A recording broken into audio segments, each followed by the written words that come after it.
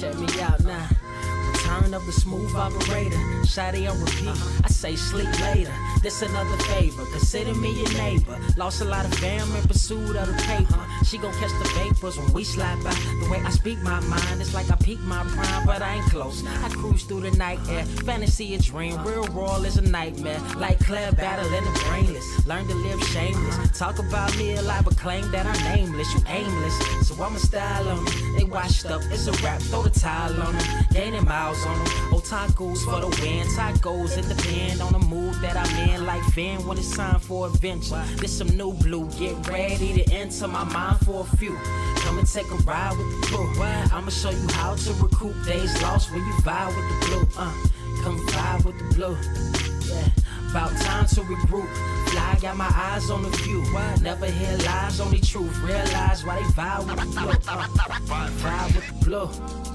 Vibe with the blue. Vibe with the blue. Vibe with the blue. Vibe with the blue. Vibe with the blue. I'm talking about vibe with the blue. Vibe with the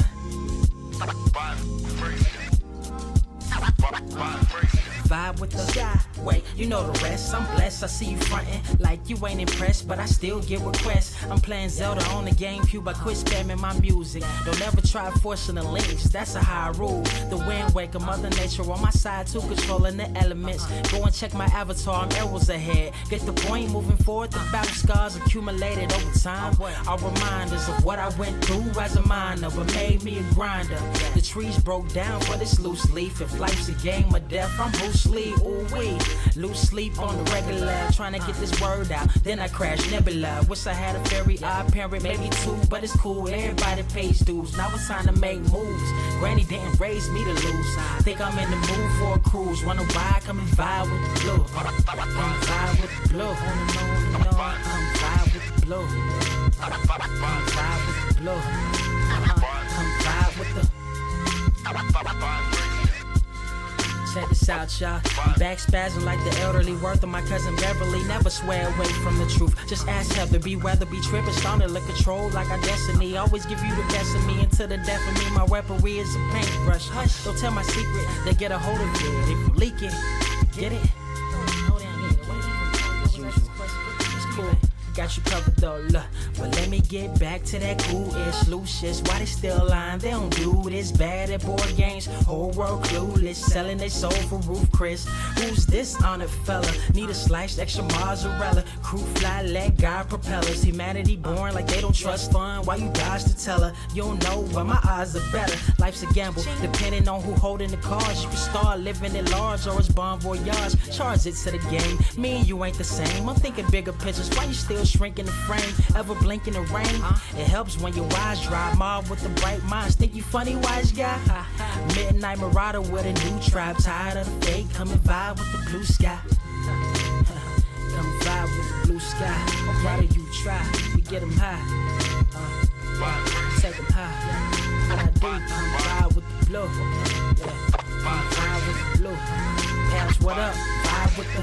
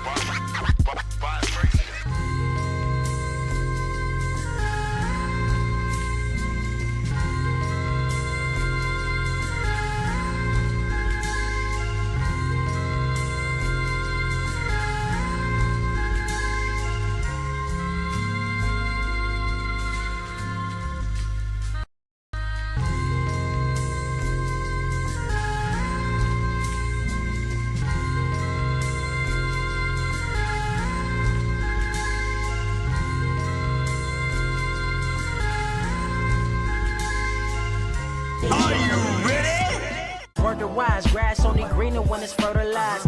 Gave them truth in these songs, they prefer to lies. Destiny beautiful, adrift in her purple lies. You can't see me, you Stevie, wondering how I reach more evolutions than Evie and make it look easy. Dream on, yeah. Dream on, dream weaver. Dream weaver. What is up, Earth's mightiest subscribers? It's Ernie, Blerd Without Fear, got the homie, Carter Presents. Welcome to this time, actually, for real, episode 219 of the Blerd Cave, the #1 comic book news stream on this or any other Earth in the multiverse that you can find, not just here on YouTube, but you can also find on Spotify. You can find it on Amazon, iHeartRadio, Google, Apple, Stitcher, Timbuktu, you know the vibes at this point. And of course, if you're a person who is going to be listening over there, or maybe you already are, go leave us a rating. That really helps us find more ears like yours. That said, Carter, what's going on, pimp? I'm gonna do the unthinkable. I'm gonna attempt to build a PC. What? I'm gonna actually do it. You like no. Are you gonna put it together yourself? Yeah. So somebody told me about this Mm-hmm. PC part picker.com thing. So I never knew there were small form factor cases. Yes. Because I didn't want Jerome, you are absolutely right. I am in love with my new chair. I didn't know there were small form factors because I didn't want one of those big ass PC desktop towers. I didn't want one of those. That's why I always bought gaming laptops. But now that I see that there are some small form factor ones, I'm actually gonna take the time to actually look into those. And there was a YouTube video by this channel called The Verge that shows you how to build your own PC. So I'm gonna watch that video and I'm gonna build my PC based on that. So yeah, I'm actually I'm gonna buy like pieces at a time. It ain't gonna be just one fucking thing where I'm just gonna get it all and boom. But no. I'm gonna buy a few pieces at a time. I might even fucking stream it. I don't know yet. But yeah. It was Remnant. Remnant kept getting on my nerves, dropping frames and stuff. Okay, yeah, that's fair. And That's fair. This PC I'm currently on right now, it needs more thermal paste, and I would much rather just build a new one and just update the whole thing as opposed to doing that. That's fair. That's fair. Yeah. That's what we doing today. What am I? I'll be drawing. That's what I'll be doing. I've been doing a lot of art. I think I talked about this a little bit over the course of the past couple of weeks. I think I talked about it a little bit in the Discord. I think some of y'all who are there, and if you're not, there's a link in the description for every Blerd. I know sometimes people ask me and they don't know, but yeah, there's a link in the description of every Blerd Cave where you can click that link and you can join the Discord. I apologize. I am not the most active chatter in Discord. Yeah. Largely because I spend so much time at my computer and I don't like talking on my computer when I'm been in my computer for hours. It's really weird. The time I would be the most active is the time most people would be asleep is the weird part. Like, I'm usually awake in the middle of the night, like between 10 and 4 a.m., wide awake. I am so awake, it's not even funny. Like, you ever see those memes, Carter, when on Facebook where it's like, man, I really got to go to sleep. And then it's like, and it says like my mind at 3 a.m. and it's like chaos and just like wide awake, like big bug. That's me in the middle of the night. I was like that this week where I said I was going to actually look more into OBS stuff for the cave and all the things that you had sent me. Take some time to look into that. And then I just looked at my shelf that is full of fucking books I have bought where you have told me I need to stop going to that goddamn comic shop for a couple days. And just to get that pile down, I've been trying to read some of those. But I'm actually happy you said that this is the actual Blerd Cave number 219, because I'm gonna tell you what was bugging the hell out of me. Editing this for all the audio listeners, Spotify, iHeartRadio, Apple Music, whatever. I didn't know what to number last week because you can't put annual in there as a season number. So I'm like, what the that bugged me for like an hour and a half. Just the kind of stuff that gets this is what bugs me. That animal about trip. I'm like, I can't name it 219 because then if I try to come out with 219 next week, it's gonna throw the numbers off and then shit's gonna be I was irate. You know what you could do? You could have did like 218.5. Tried that. Like where your head was at. That shit don't work. Oh, really? It's not. I'd like to see we was on the same page. I tried that shit. I tried. Dang. Yeah. Dude, why they gotta be so yeah, dude, why they gotta be so terrible? I don't understand. But you know, that said, you know what? Real quick, I want to talk. Yeah, before we get into our usual shit, I actually, first off, Carter, you'll be proud of me because you want to know what I did to my OBS setup. What'd you do? I added a clock. Now I know some people are probably thinking if you're like very familiar with OBS, you're like, it has a clock already. Yeah, but it's a little one at the bottom of the screen that I don't look at. Okay. So I added a big clock at the top of the screen that is really large and cannot be missed. And it has the time. So like I will be more aware of like I don't want anyone to get too accustomed to last week's length of cave because that is an anomaly. That said, though, you know what I did this week, Carter?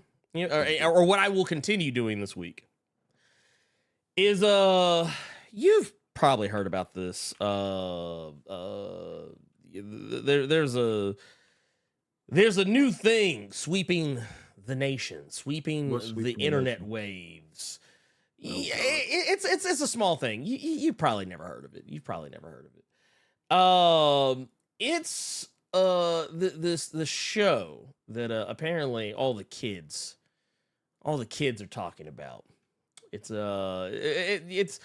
kind of funny to me because I remember this being a thing when I was a kid, like when I was kind of aging out of the oh God, what would you call it?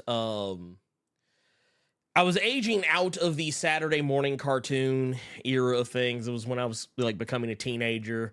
I only wanted to be involved in more adult things.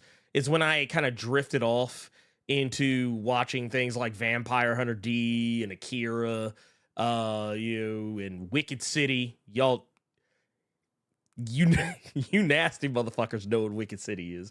I'm gonna say that will show how long some people have been listening to this, because you have gone on just tirades full length about whatever the fuck Wicked City is. I don't want to know what it.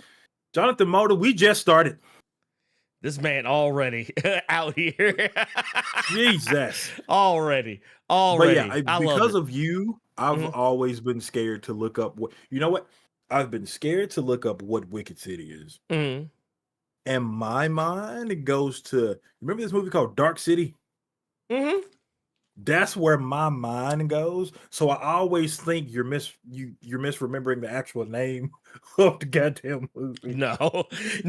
Wicked City it was an anime about a guy who works for a government organization. They're called the Blackguards, if I remember correctly. And basically what they do is they more or less, they're like, okay, you know, Men in Black. Imagine that, but taken way more seriously, and instead of aliens, demons. There you go. Okay. That's actually what, honestly, the plot, or not the plot, but like the setup of Wicked City is basically a more serious take on Men in Black. There's no dancing. There's here come Men in Black. Ain't none of that. Ain't no, let me get my Ray-Bans on. or whatever. No, none of that. But basically the main character. Here's another similarity though. This is kind of coincidental. You know how like Will Smith had the noisy cricket? Yeah. The gun he fired it would just blow his ass away. No, the main character of Wicked City also has a gun very similar. Only his isn't tiny. Like it's a big ass fucking comedically large Magnum pistol. Like a gigantic ass fucking Colt or some shit. And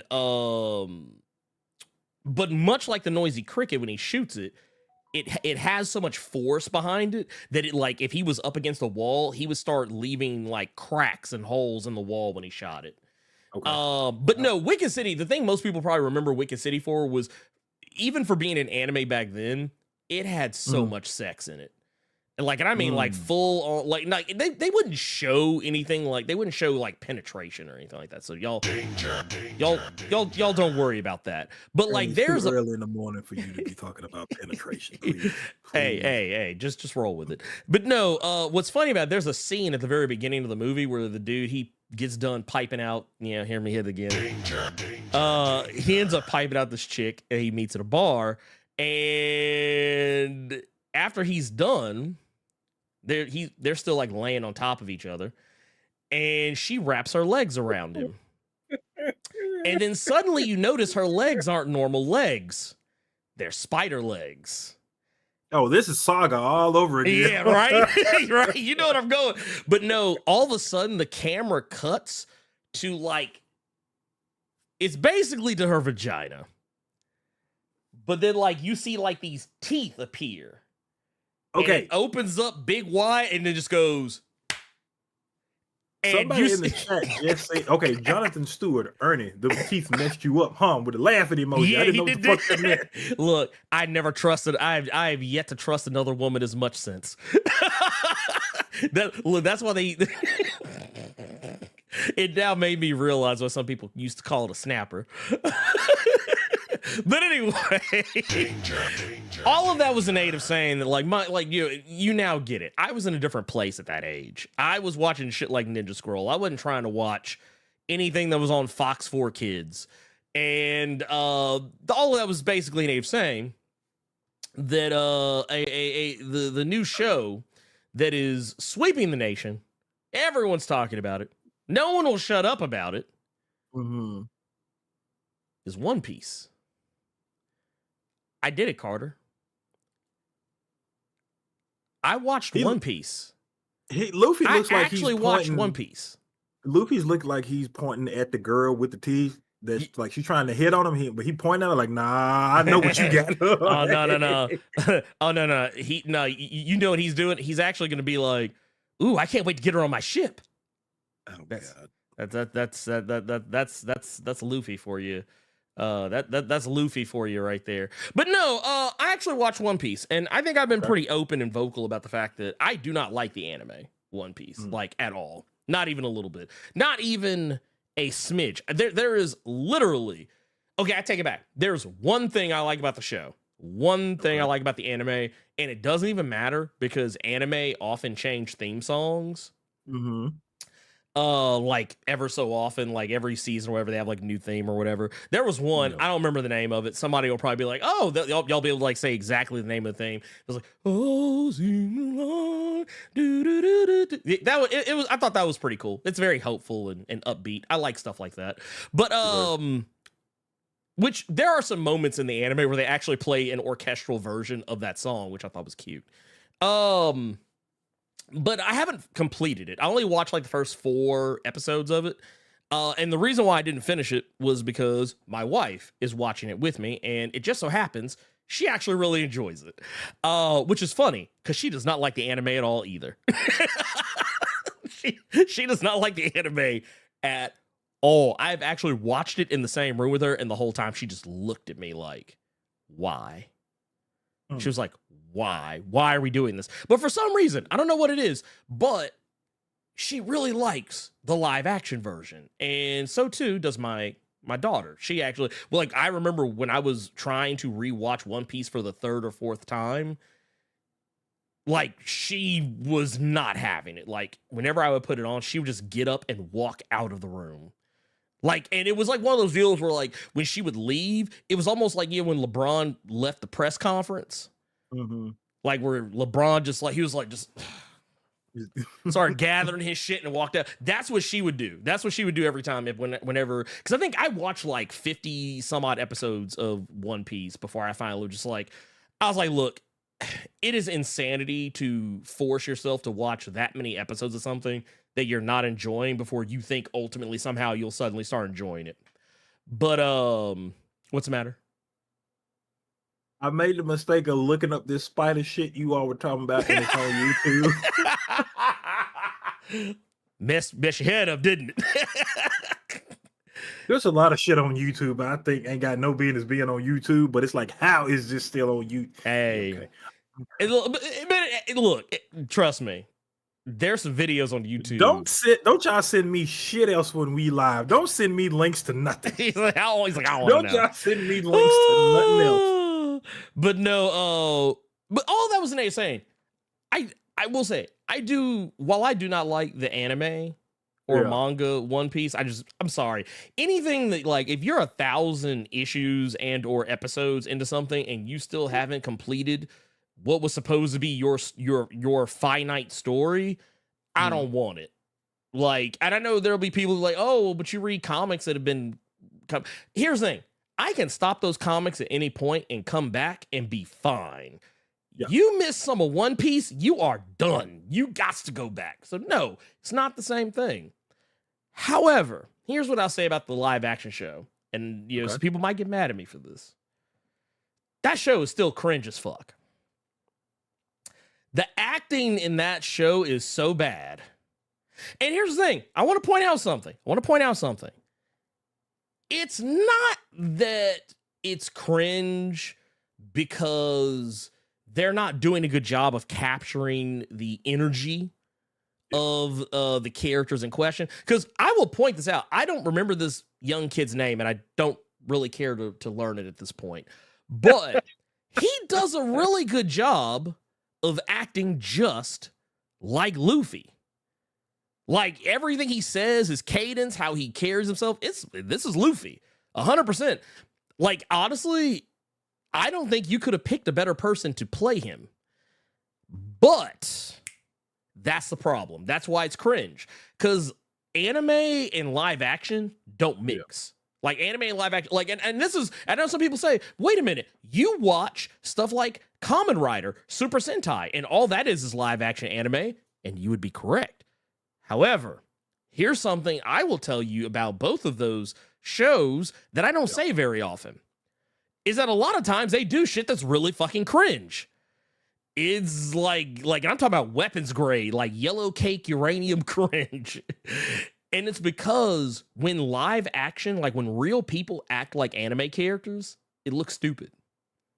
It sounds stupid. Yeah, go ahead. Mailman is in the chat and he says, thanks, Ernie. Was looking for a reason not to watch it. One Piece is too cartoony to be a live action show. Here's the thing, though. What Ernie is talking about is his experience. Don't go off of his. You still have to, if this was something you were a fan of, make your own opinions about things. Well, that is a fair assessment. And while it is my opinion, and I openly admit it's my opinion. The truth is that opinion is based on some fact. Like, and I'll forgive anyone who's not familiar with tokusatsu the way I am. But there are, and I'm not going to play any because the last time I did, my channel got a copyright strike, so I'm not going to do it again. But when I watch shows like Kamen Rider and Super Sentai, and like they start doing like the stuff that typical anime characters do, like when suddenly they're having a very serious moment, and all of a sudden one of them is like, and then get the teardrop, and like you start hearing like the I forget what they actually call it, but it's like the and then like and someone whips out a fan and like exclamation marks off the screen. When anime characters do that, it's okay because it's a cartoon.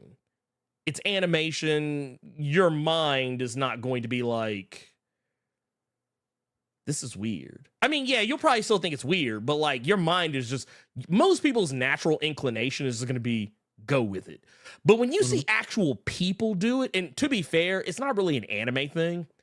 That's just a Japanese storytelling trope, because with the exception of like the most serious of Japanese media, a lot of like TV shows and movies in Japan use those very same types of mechanisms in their storytelling.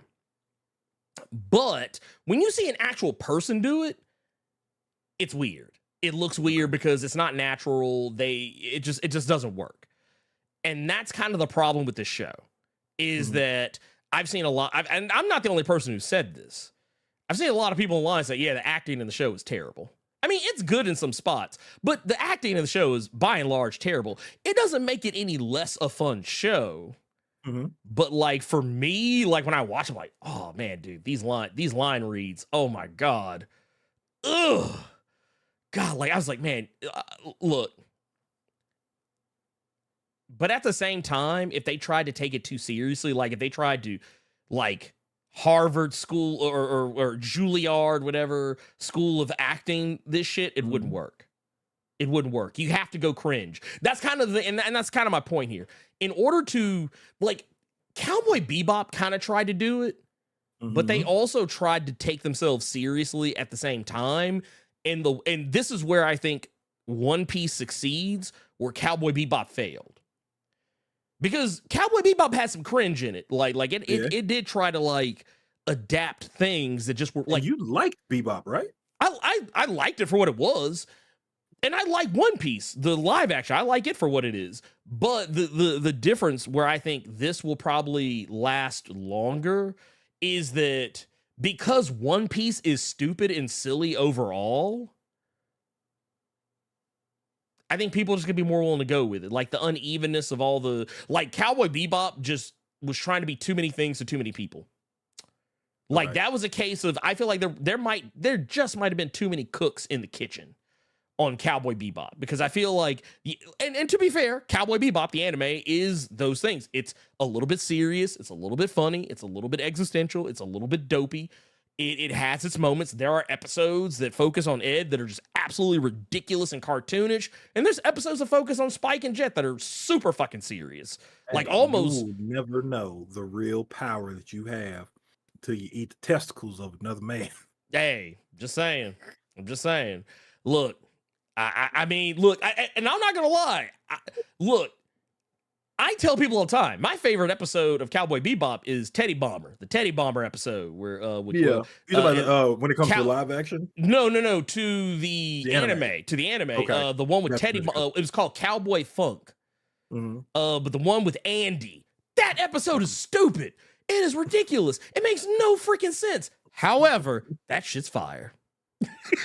That shit is fire. And I feel like, and to be fair, my kid, Cersei, she loves that episode of the live action, the one with Teddy Bomber. Matter of fact, whenever she would ask watch, she was like, I want to watch the Teddy Bomber episode. That's the exact episode she asked for.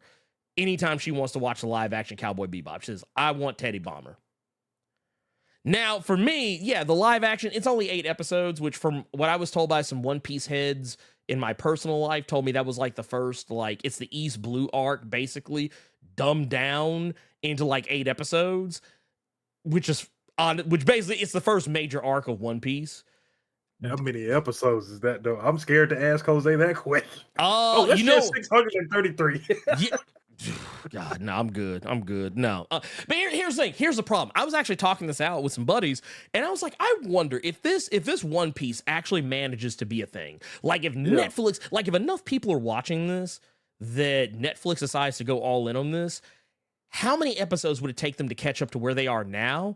And when I did the math, like just based on like if they kept it at 8 episodes a pop, even if they upgraded to 10, it would take like 20 to 25 seasons to catch up with where they're at, which is still, that's significantly less One Piece that you have to watch. But here's the thing, even at 8 to 10 episodes a pop, I don't want it.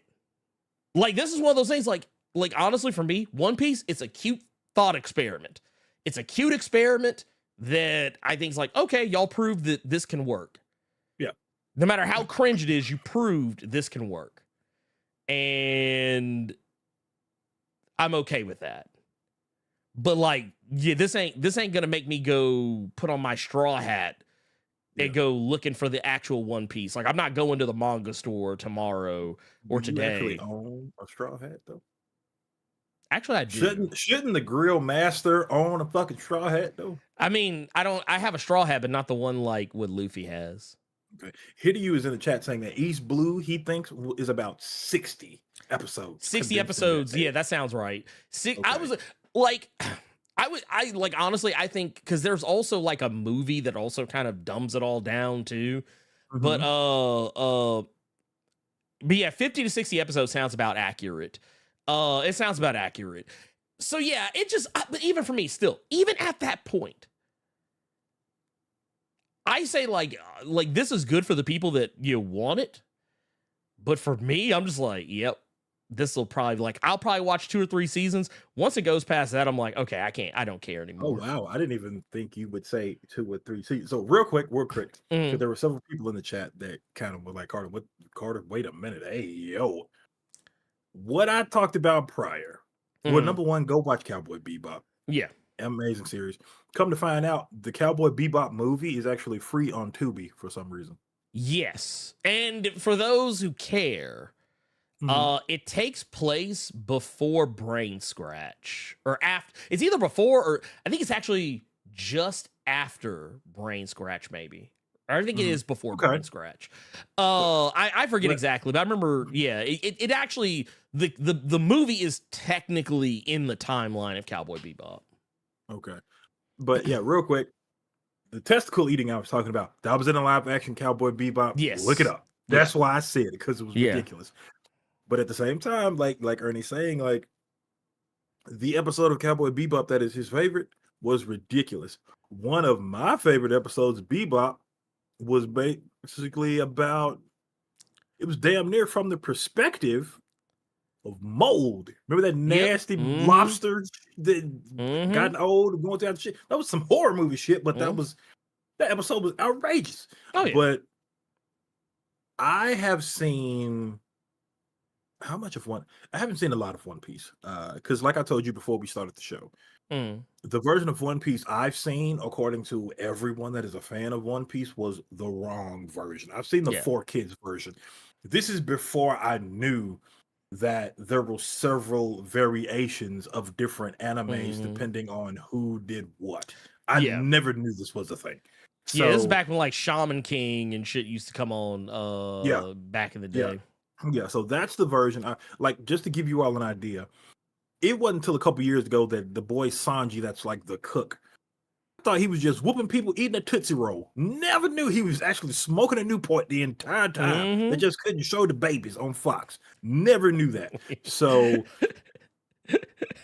what I've seen was incorrect. That's why I was somewhat interested in watching this, just to be like, okay, I can at least say that I've watched this, because I've never seen Rurouni Kenshin all the way through, because I thought it was boring when I was younger. But I've seen the live action movies. Those movies are fire. Those movies are fire. Just like the Bleach live action, just like the Death Note live action, not the Netflix one, the prior to though. Yeah. Full Metal Alchemist live action stuff. So that Full Metal Alchemist was some hot trash though. Didn't finish it. I will always attempt to try to give something a chance. If it's gone too many episodes in the anime, let me at least watch the live action. Let me give it a try. Yeah. From everything you're saying, the trailers, I know a lot of people were excited about that are fans of the anime, saying this looks really, really good. Oh my God, this looks good. When that Bebop intro came out, the live action intro, and people got hype. Yeah. And then the trailer came out and people got hype. And then those episodes came out and some people were cool and some people were unsubscribed. Netflix, y'all getting too hot anyway. So I'm hoping, because this is what, the third swing at bat for them, because they did Death Note, they did Cowboy Bebop, now this. That was Netflix. Oh yeah, well yeah, because technically, this is the third one that they have like produced. Netflix. Okay, Yeah. So They've had others that like were made by another studio. Like I think Bleach was like on the there Bleach for a one, little yeah. bit. Yeah, and Mhm. then Full Metal Alchemist, so on and so forth. Those were actually Japanese productions that got moved over to Netflix. Like Netflix just bought the rights to them. Yeah. So Yeah. I'm really hoping with One Piece, even though you have told me, because you know me, you know what I can sit through and what I can stomach. I'm really hoping that third time's the charm. Yeah. Because I'm not like a lot of these, like, because I've seen so many different complaints. I've seen it where one complaint was the girl didn't have Oh, the big knockers. yeah, she didn't have big chests. They didn't like that the boy Usopp wasn't a long nosed white dude and all kind of shit. So I've seen Which is funny several because different if I remember complaints. correctly, Usopp's not white in the anime or manga. So Well, with a lot of folk, Yeah. with a lot of folks, excuse me. You Yeah. know, anytime somebody kind of look like us wants to cosplay an anime character, there's always some Oh kind of yeah. No, it's that same energy. So I'm not even going to delve into that, but I Yeah. say all that to say, just like last week when we all talked about Zebawell's Spider-Man, Mhm. if I'm gonna shit on it, rightfully so, because it's awful, I have to read it. So with this, I can't dunk on it. The creator said Usopp is Kenyan. That's actually pretty tight. Yeah. Yeah, I was gonna say, yeah, he's not white. I'm gonna at least. This is what I'll do, and you know what? Fuck it. We'll do. This is how I'll do it. I'll watch it with an audience. So after we're done with this show, I'm going right to that Discord. I'm gonna put on that first episode, and we're gonna see what happens.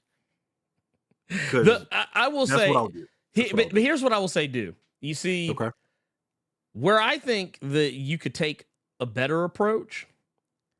You don't have to read the whole thing. You can What do you mean? stop. Well, no, you were saying like you Oh, have okay, I to, you get you, have I to get read you. the whole thing. You have to watch the whole thing. If you don't like something, Yeah.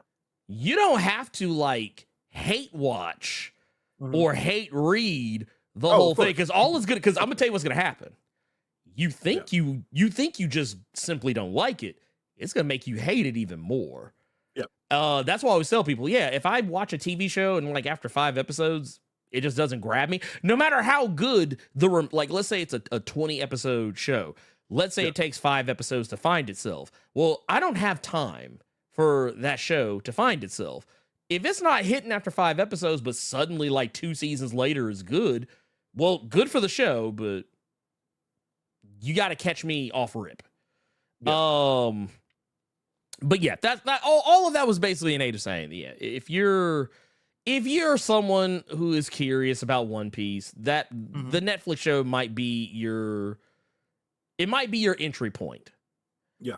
I don't expect the show to go past 2 or 3 seasons. Actually, I don't even really expect it to get a second, if I'm being brutally honest. It might get one, but I wouldn't expect it to go much further past that. It's and like I said, it's not because it's bad. It's just because I feel like the people who are going to watch it are the people who are already watching One Piece. Those are going to be people who are the most interested. Because when those trailers came out for One Piece, there was one thing that I would see a lot of people say, which kind of made me laugh. Yeah. The set design and the costume design is It's what whack? a lot of people were no. So a lot of people liked how Luffy's ship looked. They liked the costumes that everyone was wearing. No one was talking about the acting. They just liked yeah.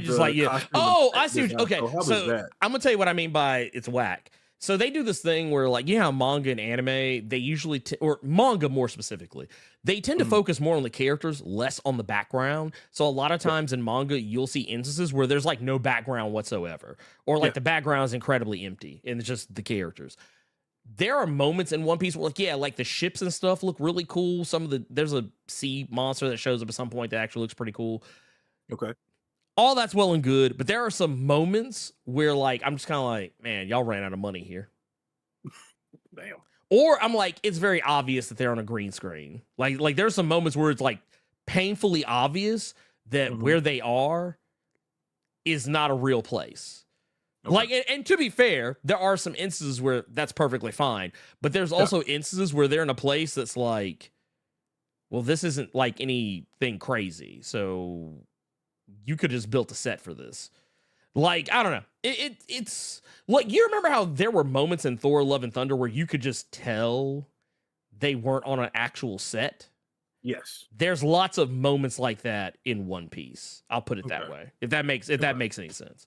Let's get into some super chats before we go any further. Yes, we do. So what you're telling me is we just got to talk about One Piece and all the super chats show up. Cool. That is not. Hey, you know the recipe now. Talk about One Piece on the cave. Talk about X-Men and only X-Men in the concept. Look, don't talk about Night Terrors. Don't talk about Batman. Don't talk about Thor. Dude. Oh, no. Thor's fine. But because that video actually did really well. That's good. But I'm not gonna pull back the curtain. I don't want to mess up the vibe. But no, we got because I want y'all to know why I do some things that I do on purpose. But no, Levester Samurai with the 1999 super chat says, greetings and salutations. Bless you, Blerd, for recommending Baldur's Gate 3, playing it on PS5 as we speak. I forgot. Yeah, it did come out on console this week, I believe. Yeah. It says, but also, curse you. This game gonna take a lot of my time. Look, let me tell you something, Levester. I think I said this last week, but I just want to reiterate for those who weren't here last week. I had already put in 100 hours on that game in early access. I have put in another 100 hours into that game since. I have played a full campaign to completion with one character, and I have 2 other campaigns in varying stages of completion. So yeah, this game's easily going to get about 400 or 500 hours out of me, if not more. Baldur's Gate 3 is the game that just keeps on giving, because no matter how I play the game, I find new things. Like, okay, well, I did things one way this time. Well, I'm going to do it a different way this time. It's like, oh, wow, that completely changed everything. Okay. And I love that about the game. Like when they said that there are thousands of permutations of how the game can end. And here's something else. Here's something interesting. You, Levester, are picking the game up at just the right time, because one of my personal favorite characters in the game, they did an update to her character. Story-wise, because if you tried to play the game as it is like at launch, let me pull this up. One of my personal favorite characters, a character by the name of Karlach. She's a tiefling barbarian when you first meet her, but I actually took her and respec her into a tiefling paladin and made her even better. But this character was her story, and I'm not spoiling anything when I say this, but her story goes pretty much one way in the game. They actually went back just this week, added a patch that changes it and gives you more options for how her story can end. And I thought that was awesome. They also went back and took another character by the name of Shadowheart and fleshed her out a little bit more, added some more tidbits to her story that make it easier for you, like, because you can romance characters, to make it easier for you to romance her as a character, which I thought was weird because I actually had to, like, go... I don't know. I don't know if this is weird, Carter, and I'm not trying to sound problematic when I say this, but I literally had to turn motherfuckers away. Like, I remember I had to save Scrum, go back a little bit, because I was trying to get with Karlach, and everybody in the woodwork was throwing it at me. Like, I was like, whoa. Even the dudes were throwing it. I was like, whoa, hold on, pimp. Wait a minute. I was like, I'm good. We're just friends. It's okay. We're best friends. It's okay. Not that there's anything wrong with that. No, there's nothing wrong with it, but it was just like, it was one of those things where they had certain dialogue choices that seemed ambiguous, and then all of a sudden, like, it would be like, okay, cool, well, here, you can have some dick. And I was like, oh, no, wait. I was like, wait, I just said I just said you're a good dancer. I wasn't trying to hit. Not that there's anything wrong with that. Like I said, I shouldn't even have to preface it. There is nothing wrong with that. I'm just saying. Seinfeld line. I like that. Yeah, I just thought it was funny because it was like I was talking to Gail and he was like, yeah, this blah blah blah, blase, and he was like, yeah, man, just I'm just out here trying to figure out a way to get past this having to consume magic artifacts bullshit. And I just said, it was like just an innocuous line. There was nothing romantic about it. And all of a sudden, ooh, I didn't know you felt it. Like, whoa, hold on, pimp.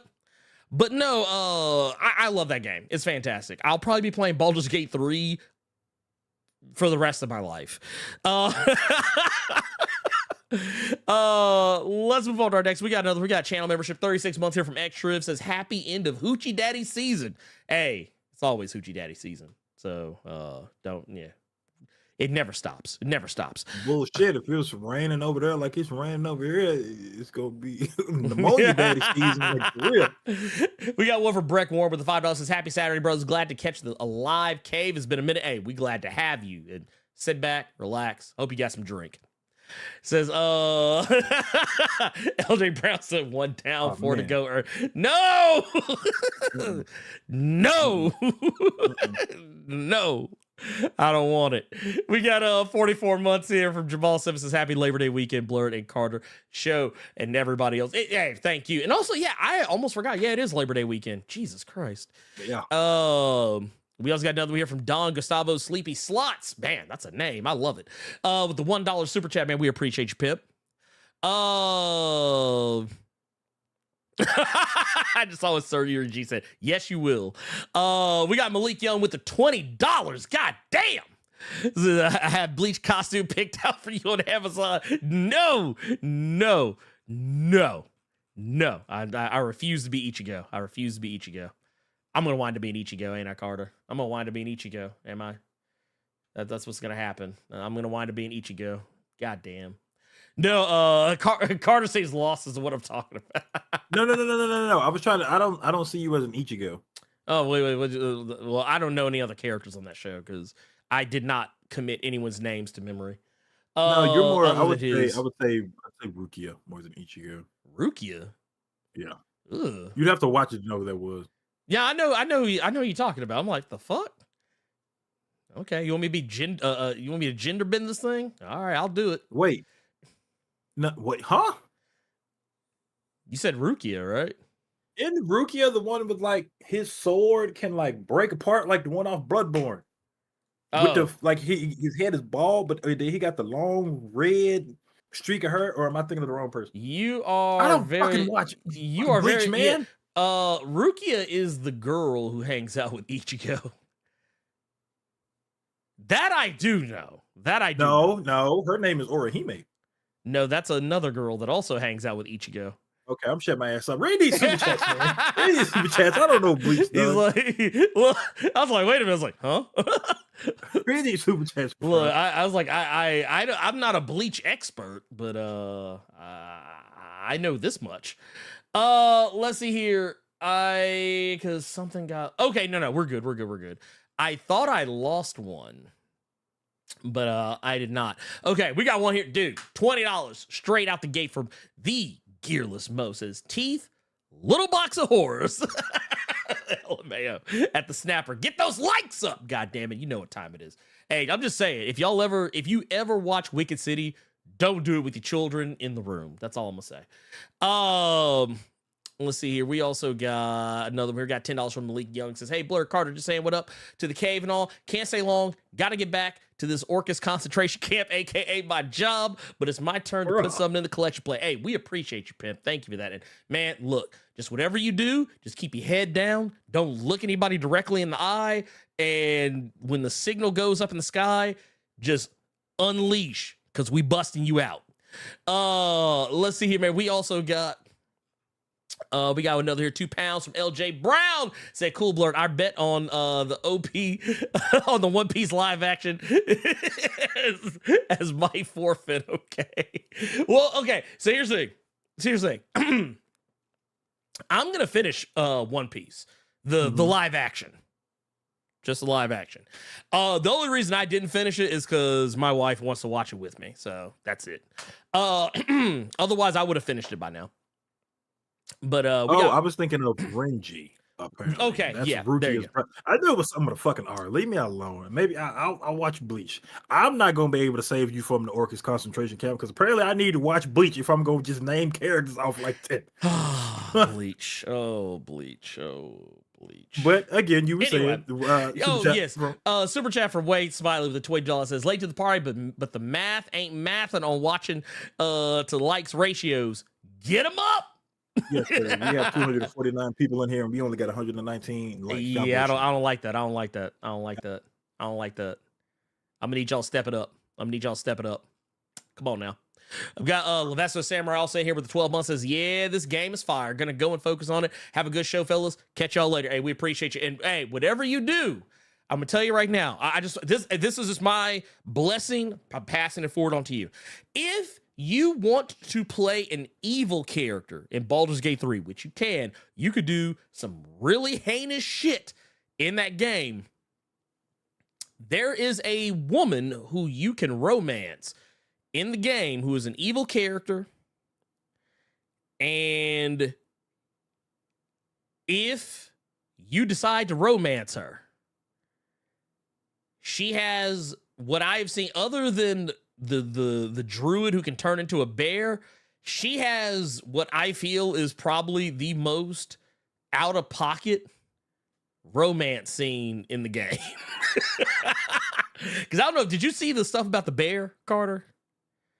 So there's a character in the game named Halson. He's a druid, and he wild shapes into a bear.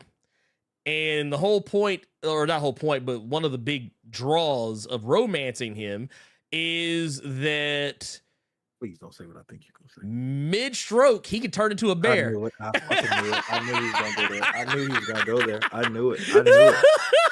I knew it. Also, incidentally, Halson is one of the few characters you can have a threesome with. Go figure. So danger. Shadowheart being the other. I knew it. Ooh, but no, that said, moving on. We also got one from Raheem Jackson with the 20. Says, just showing some love while Gillis Mo is in here making it rain like Magic City.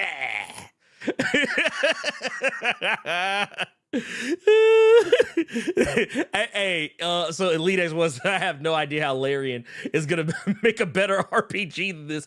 Oh, no. I don't know if it's possible because here's the thing. For those who don't know, Larian, who they also make the Divinity Original Sin games, each Divinity Original Sin game has been better than the... Now, granted, there's only like 2 of those specific ones, but the first one was great. The second one was even better. Like, it was twice as good. Did they just get the Baldur's Gate IP? property? Yeah. They actually had to how bid long did it for take for them to make this? If I remember correctly, the game released in early access like 3 years ago, 2 or 3 years ago. Okay. And it didn't get or I want to say, it was like 2 years ago at the very least. And it didn't release in full access till just this past month. So yeah, they put a lot of love and work into it. They also had a lot of money behind this. It was good. It was, so good. The threesome with a cocaine bear.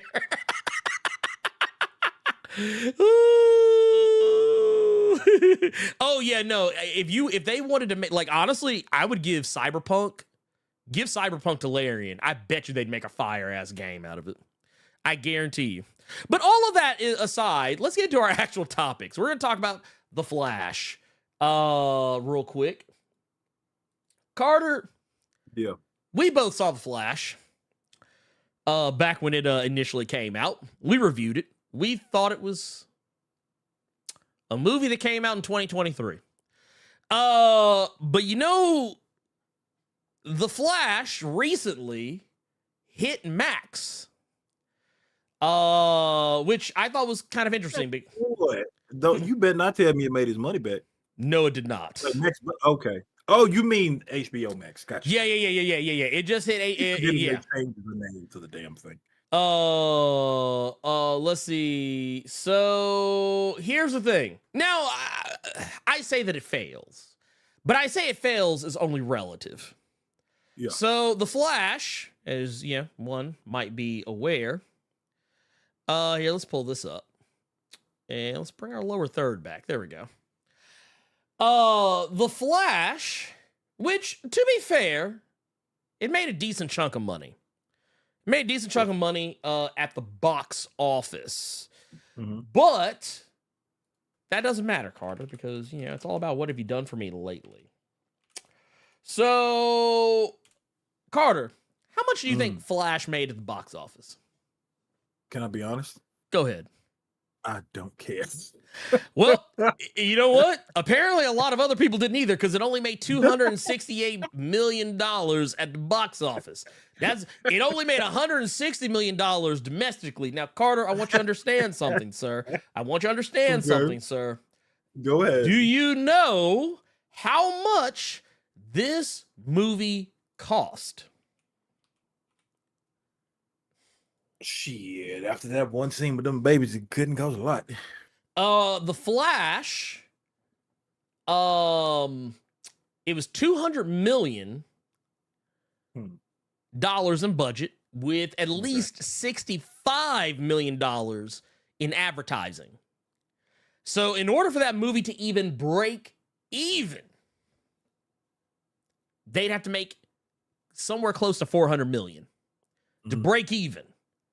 They have not done that. Now, over on Max, which, this is not great. This is not great. They had what is referred to as a record low, or virtually a record low in viewership. Now, here's the thing. That said, 1.1 million people watched The Flash on Max when it debuted. That doesn't sound bad, does it? It actually sounds kind of good, doesn't it? So I didn't even know it was on Max. When I log into Max, I see Adventure Time, Hard Knocks, Harley Quinn, and that LA Laker winning time. I don't see the Flash nowhere on it. Well, okay, so it's funny you say that. So it's so funny you said that. So here's the deal. No one's watching it after that. The first 3 days had 1.1 million viewers. Now, here's the thing. I want you, Carter, to compare this to the other movies that have come out on HBO Max. Here, we're going to pull this up. I want to pull this up for you. So here, let's look at it. We have got right here 1.1 million for Flash, which, to be fair, is exponentially more than Shazam! Fury of the Gods, which is just embarrassing. But The Flash is the second lowest DC release. It's the second lowest DC release on Max, which, to be fair, Shazam! Fury of the Gods is in the basement, which is so sad because I feel like that movie is actually better than The Flash. However, I'm tripping that Wonder Woman 84 is just top dog. now here's the thing. Ought to be ashamed for having Wonder Woman 84 over the Batman and Suicide Squad. Y'all got some goddamn nerve. Oh no, this is embarrassing. This is embarrassing. But here's the sad part about it, though. Here's the real sad part about it. The real sad part about this is these are just the first 3 days. The first 3 days. Black Adam got watched more than The Flash. People watched the Snyder Cut, all 1,800 hours of the Snyder Cut, more than The Flash. The Batman, which was like 20 hours, got watched more than The Flash. I just it blows my mind. It blows my mind. I did not know that Max had a top 10, brother Blerd. Oh yeah. Let me list you the top 10 of Max right now because I'm looking at it on the app. Yeah. Number one, is Hard Knocks with the New York Jets because they have Aaron Rodgers now. Right. Something called BS High.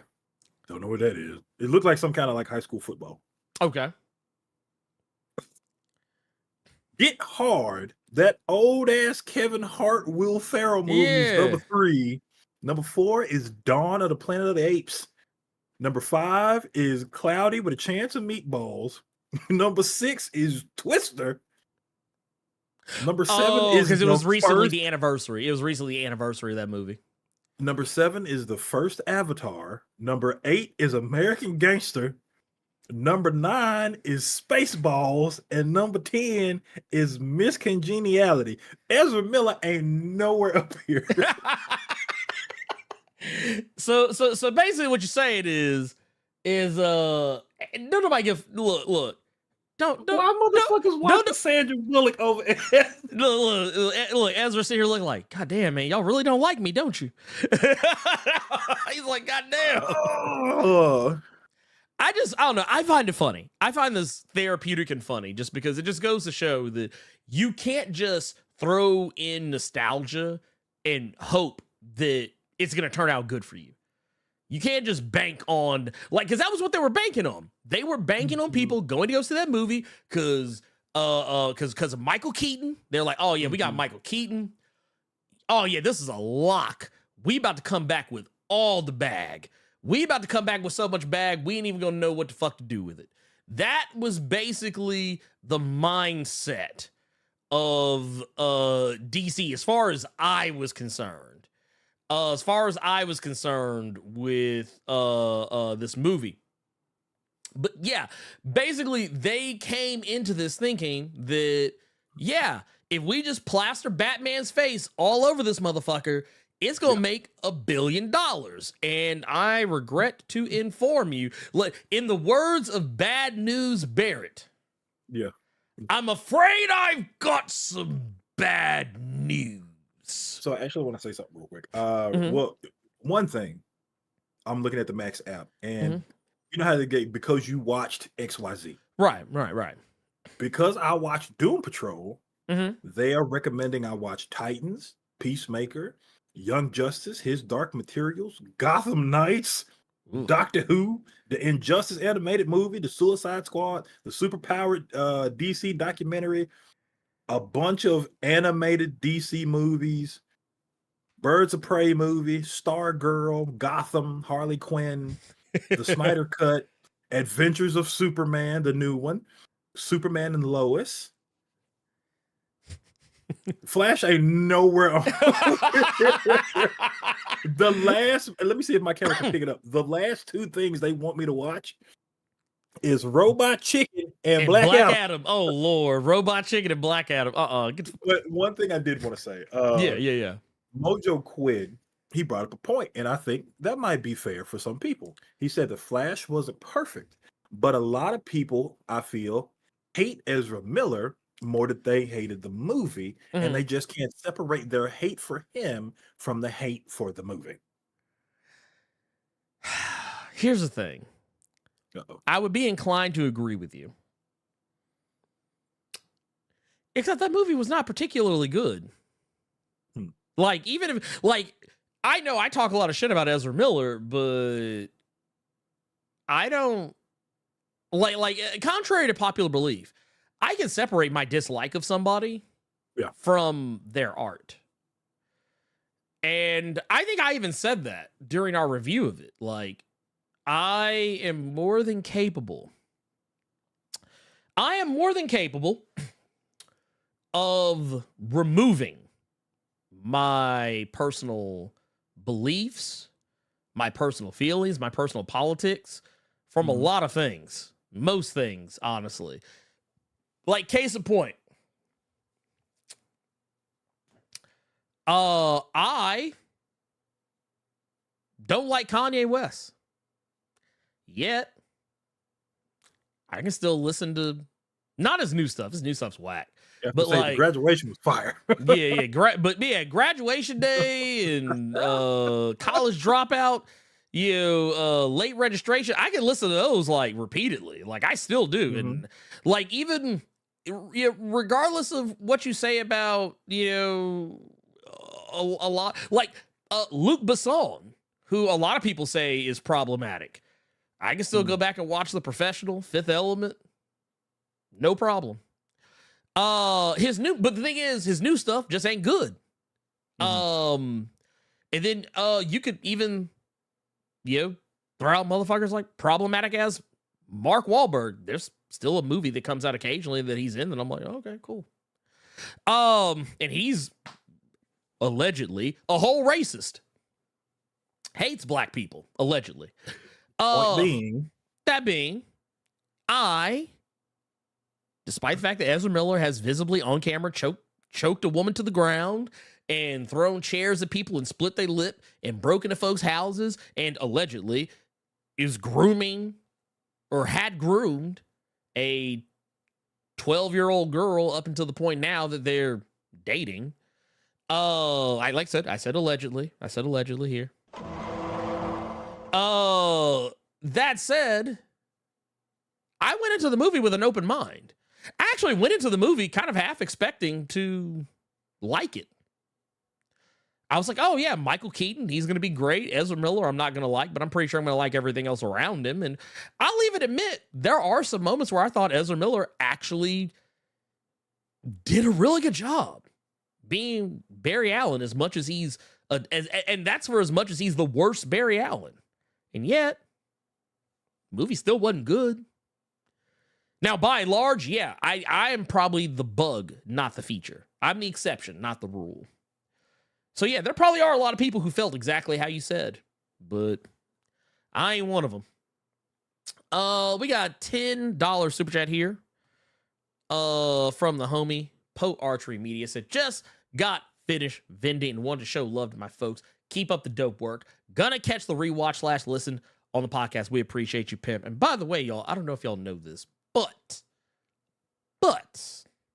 in case you didn't know, this is actually one of our homies, friend of the channel here. And I would be remiss. I would be remiss if I didn't do this.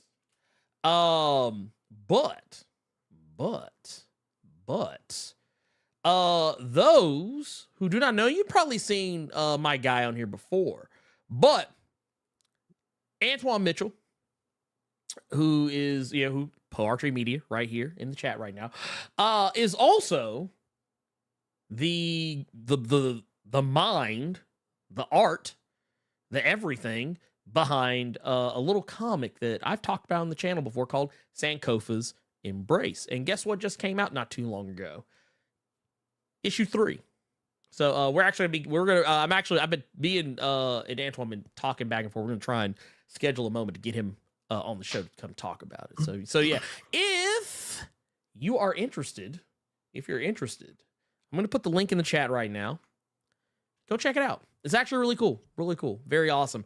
A lot of really interesting themes. I think when we initially talked about it the very first time, I think the first comparison I made to it was like, if you're a fan of like Final Fantasy, especially like, I would even say like maybe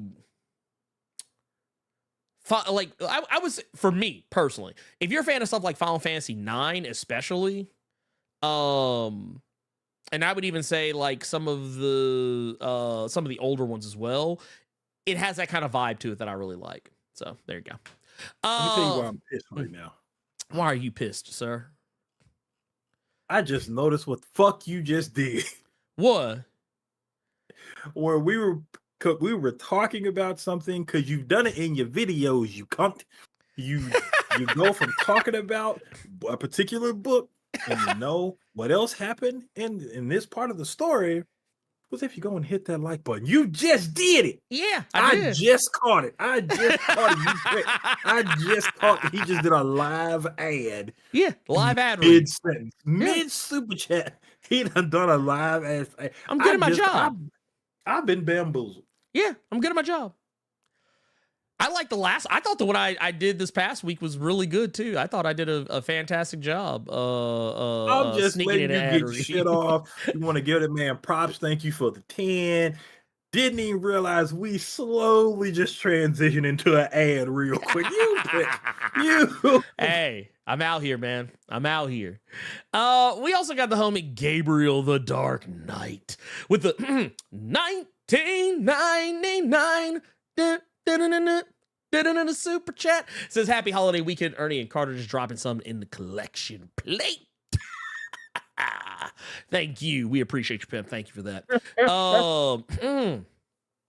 Let's see here. And dude, we also got another one here. This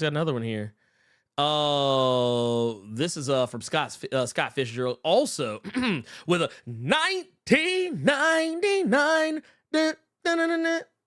super chat. Says, just wanted to say to all my brothers and sisters of Blerd Koa that those COVID variant numbers are rising up again. Low key, be safe out there, y'all. Wash yo damn hands and get those likes up. No, seriously, in all seriousness, please take this shit seriously, y'all.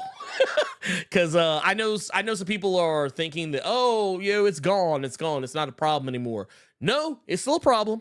Please roll safe, because yeah, it's bad out there. Actually, have quite a few homies of mine recently who messed around and caught COVID just recently, and I'm telling you, it's definitely better when you are you got your vaccinations, you got your boosters, but bruh, don't slip up. Oh man, we got dude, Raheem Jackson out here gifting 5 Blerd Club memberships out here. Man, look, just love to see it. Carter, let's move on to our next thing. Gotcha. Hickman's got one more in the tank. Y'all know we got Gods coming up here very shortly. The GODS. Come out. I'm so sick of these little ending panels and pages and other books and shit. Drop this goddamn book. I'm so sick of that shit. So it's funny you said that, because I was actually I was reading. There was an article I saw. I can't remember where I saw it, but they were like, Marvel is still trying to make Gods a thing. And because they've been doing these little teasers for so long, and now they're putting them at the back of so many comics, like Carter just mentioned, and it's cool, but at the same time, I don't know what it is. So I feel like just put the goddamn book out so I'll know what it is, so that way I'm not just sitting here looking stupid. I think the last thing I saw is that they were basically like hoarding cosmic cubes. That's the last thing I remember seeing. There was some group of people hoarding cosmic cubes. Now, in light of all that, Jonathan Hickman, for those who are unfamiliar, Mr. He of the Hick, the man of Hick, the Jonathan Hickman, he's got another book at Marvel. He's not done yet. A lot of people thought, okay, after Gods and all the secret not secret, but Ultimate Invasion and Ultimate Universe stuff that's going on right now, because Carter, I think, did you know that there's an Ultimate Universe book coming up where it's actually gonna be focused on the new character springing out of Ultimate Invasion. Yes.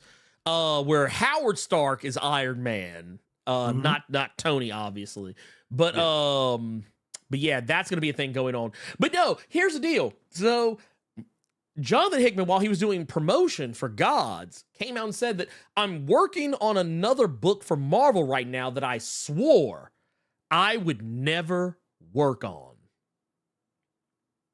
And he said the sole reason why I'm doing it is that there was a way into it that I had never considered before. I found it, and now I'm having the time of my life working on it. How long will that last? I don't know, and I'll definitely quit when I stop believing that. And for those who don't know, Hickman, he'll quit a book.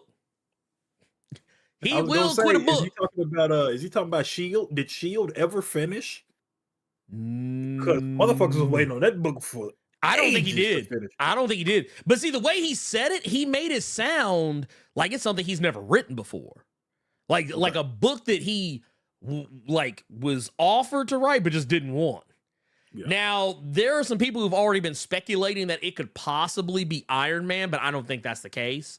Because I think, honestly, to take Jerry Duggan off Iron Man right now would be a mistake. Unless they had it as a separate Iron Man book. But, like, I think Jerry Duggan's been writing the fuck out of Iron Man lately. So, honestly, I used to hate Iron Man. I used to think he was a terrible character. But, like, between Christopher Cantwell and Jerry Duggan, I'm like, man, y'all made a believer out of me. God damn. The other one, well, actually, I take that back. Apparently, Duggan is going to be off of Invincible Iron Man at the end of 2023, so maybe it could be. I don't know. The other one people have been saying is Spider-Man, which I think is a Jonathan Hickman Spider-Man book. I don't know how I would feel about that. I mean, at this point, it'd be better than Zeb Wells, but I mean, at what cost? Iron Man and Spider-Man with Hickman, I wouldn't want him on those, not because he wouldn't be able to write them well, but it's just like, I'd rather you do something bigger. Yeah. If that makes sense. Well, so another one people have been saying too is like Doctor Strange. And like, shit, he already making that dude from God look like that was him from his younger days. Or yeah, well, I thought that was Doctor Strange for a good while. Well, no, and Doctor Strange is in the same scene with that guy a lot of the time too. So it's like, honestly, Doctor Strange makes the most sense to me because typically Hickman doesn't lean into magic very often, like fantasy. Yeah. Hickman's more of a sci-fi guy. For those who are familiar. Okay. Keep that in your head. Mm-hmm. Because LJ Brown just said something which is great. It's Inhumans. Watch Rob go into a meltdown. Oh, yeah. Oh, no. Could 100%. you imagine if it was Hickman? Oh, man. Black Bolt book? Boo. Dude, let me tell you something. The only person who I think could actually make Inhumans great, and I'm not going to say great again because they were never great, but if someone could do it, it would be Hickman. Hickman can do Charles Soule like that. Don't do Charles Soule. No, I mean, no. Here's the thing.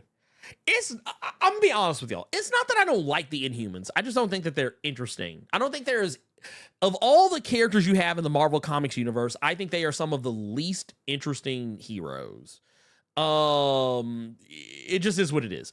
Inhumans actually makes a lot of sense though. Like, Rob would lose his shit. Hickman on a Black Bolt book, you would have to call him that day. Oh yeah, no, Put I would. The pistol down, Rob. Like, no, not like this. Not like this. I would read a Hickman and Humans book. I would. I sure as shit would. I would, yeah. I would. And not even just for Lockjaw. Not even just for Lockjaw. No. He would have to do something to keep more eyes on Marvel, because I don't know. Okay. Get it out before you forget. Get it out before you forget. No. Scott Fitzgerald just said it. He just said it. That's the one I want. That's the one I fucking want. On the Eternals. Yes. Because I'm going to tell you right now, this is the time. Fuck them Inhumans. Get him on Eternals. I would read that book. I would read it. Would make me read Eternals. Yeah, nah. Hickman would make me read Eternals. Yeah. Because here's the thing. This is what Hickman does. Whenever Hickman's on a book, he takes the story, the characters, he breaks them down to their most simplest components, and then he starts building them back, and he's putting them back the way they were. Mm-hmm. But he's adding extra pieces into them that recontextualize everything. Kind of like what Al Ewing does. Like Al Ewing, he took the Hulk, broke him down to his most simplistic pieces, put him back together in a way that he's still recognizable. You still say, oh yeah, that's Hulk. But he added so many elements to it that like, you're like, oh my God, this changes everything. This changes everything. Like case in point, do you know how much I forgot that Al Ewing's run was so good that he made me start to pay more attention to characters I used to ignore. Characters like General Fordian, who a lot of people thought he was a new character. He wasn't. He had been around for a while. Oh, wow. Okay. Yeah, General Fordian had been around for a while, but he took a character I didn't think anything of and I was like, oh, shit. Whoa! Hmm. I never would have thought to use General 40 in this way. I did not think you would get into an Immortal Hulk conversation because I still can't make myself pull the trigger on it. Do it, man. Here, no, here. I can't, dog. Here, I can't. Here, wait. Oh, wait, I broke my wrist. Look. Well, I broke my wrist. Oh, God. Exactly. Oh, God. That's why I can't do it. I can't do it. I think I just broke. Oh, that man. boy got tennis. Oh, man. Oh, wait, hold. Wait.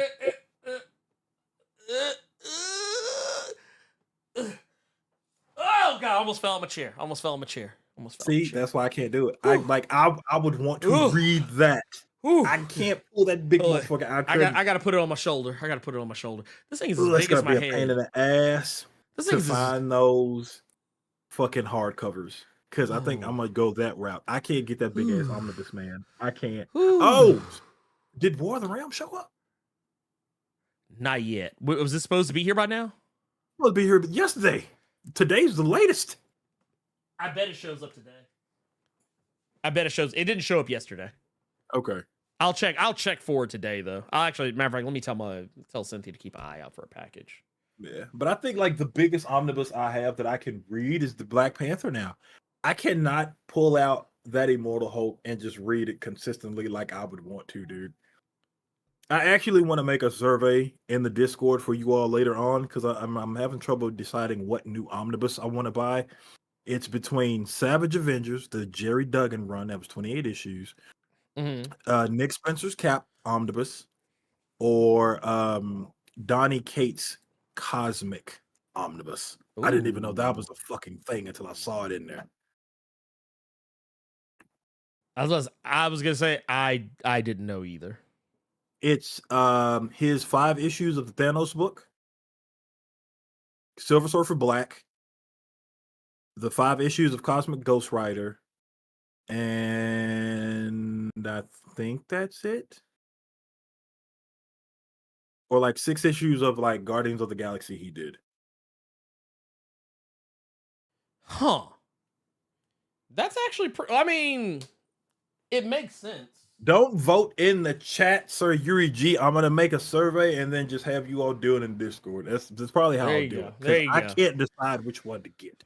Woo, man, that's a tough call. I'm not gonna lie. I do not envy you. I do not envy you. Let's I will say that let's move on to our next thing before we get to loss. Yes. And then we can move on. What you got? I see the lower thirds. That's disgusting. Thanos is an immortal. Thanos is an eternal. He's technically an eternal now. I would read Hickman writing Thanos. That'd be sick. Yeah, I would too. Okay. Yeah, because the thing is, the whole mystery around Thanos was that like him and Star Fox are anomalies. Because Eternals are not supposed to be able to have children, not children that become Eternals. Like, if like an Eternal can have a child, but that child will very likely be either normal or they will potentially become like superhuman or peak human, but they can never actually become eternal. And Thanos was actually like, the way he was born, technically he's a deviant and an eternal at the same time. It's really weird. But yeah. So crazy shit. Yeah, if that's the case, I would read a Hickman Thanos. That could be disgusting. Oh yeah, no, Hickman would write the shit out of the Eternals. He would. Like honestly, and that's the thing about Eternals. I feel like when you put like amazing writers on the Eternals, like Neil Gaiman has one of the honestly, if not for the Kieran Gillen run, Neil Gaiman's Eternals would still be my number 1. Okay. But right now it's tied for number 1 with Kieran Gillen's with the Charlie and Daniel Knopf run being like shortly after it. But yeah, if Hickman did it, shit. So I have some news, Carter. I have some news. Savage Dragon is going to be joining a universe. Going to be joining the corner of a universe in the Image Comics crop of comics. And do you know what universe that is, Carter? Do you know? Have you heard about this? You probably haven't. I thought this name was fake, but he said it. Rodney Barnes, the writer and the creator of it, he said it on IG. Yeah, the Killiverse. Yeah. No, the Killiverse. That's actually for real. The Killiverse is real. It's that's what they call because right now the Killiverse encompasses Philadelphia, obviously. It also encompasses Nita Hall's Nightmare blog. Okay. Because those characters, because a lot of people don't know this, but the character of Nita is the ex-girlfriend of James Sangster Jr. Okay. Like, because there's a point in Philadelphia where he'll mention his ex. Like, he'll mention his ex ever so often, and that ex is Nita. Gotcha. But Philadelphia, this is I guess it's kind of a spoiler, but I mean, whatever. Recently, Philadelphia had revealed that they had introduced or reintroduced rather Spawn into the Killiverse. And here we got that right here. That was a fire cover too. Yeah, that cover is super lit. That cover is super lit. And here's the thing: Spawn is actually a part of the Killiverse. Actually, let me do something for you real quick while I'm talking here. But the Killiverse is introducing not just Spawn. They're also going to be introducing Savage Dragon. Savage Dragon is going to be coming to the Killiverse, which begs the question, is it not just the Image Comics universe at that point? Because Spawn and Savage Dragon already exist in the same universe, but whatever. That part's not important. Don't think too hard about it. But there's also another character that's going to be joining the Killiverse. And this one I actually thought was wild. Now, Carter, this is the one I probably should have put this as like the thing, the thing to look out for. But Carter, not only are we getting Spawn in the Killiverse, right? Not only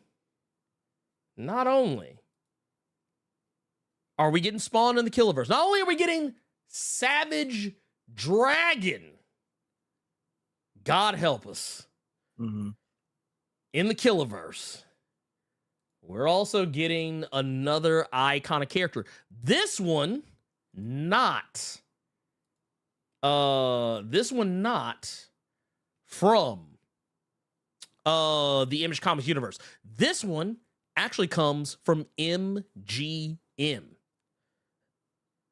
So Carter, real quick, I want to see if you can guess. You think you know who it is? I do, because he wrote that book, and I was actually interested in reading that book. So the character in question, Blackula. Blackula is coming to the Killiverse. Yeah. Yeah, no, I just use Savage Dragon as a way to talk about Blackula. That said, yes, this is happening. This is actually something that MGM actually signed off on this. Like, they actually signed off this. Rodney Barnes actually talked about this on social media, I believe. Said that let me make sure I'm not. There you go. Okay, cool. But no, he said that not only have Todd McFarlane and Eric Lawson signed over some of their characters to be used in the Killiverse, but MGM Studios is allowing Blackula to visit the city of Philadelphia. And lastly, a humongous thanks to the late great Bram Stoker for creating Count Dracula, who will be joining the battle as well. So Dracula is also like, so we're not only we're gonna have Spawn, Savage Dragon, Blackula, and Dracula in the same place at the same time. This is wild to me. This is wild to me, especially because Carter, have you read all of Philadelphia, or you only read the beginning of it? I read the beginning of it, and Mhm. then the ending of the most recent issue that T spawned. Okay, got you. That's all So I read. for those that don't know, Philadelphia is in a weird place right now because it is all out chaos going on in the Philadelphia universe right now. Mhm.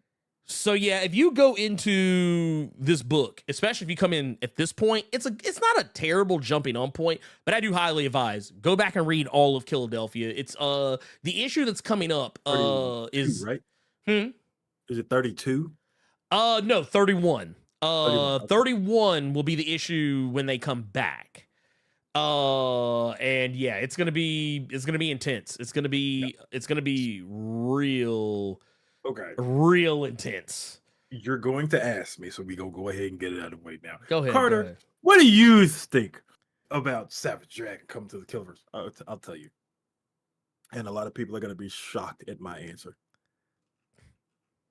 That could be cool. That could be interesting. But here's the reason why. Mhm. And why I'm not upset with this like everybody thought I was going to be. Because now it's going to be written by a competent writer. That's number one. A very good writer in Rodney Barnes. And Rodney Barnes, in keeping with the Philadelphia stories and the Killiverse, Mhm.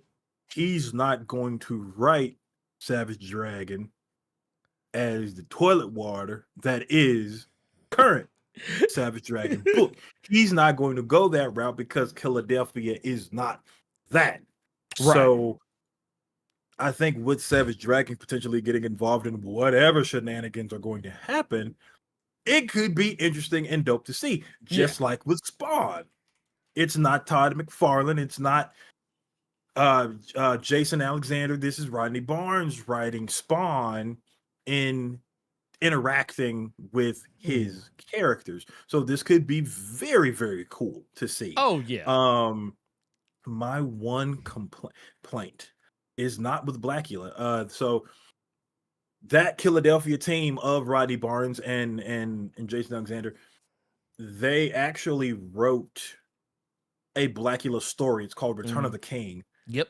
I cannot find that shit anywhere. So I'm just gonna have to end up getting it online. But just for you all people, it's the same Philadelphia team, just on a Blackula book. Yep. Again, it's called Return of the King. I can't remember when that book came out, but that's neither here nor there. The one complaint I have is when it pertains to Dracula.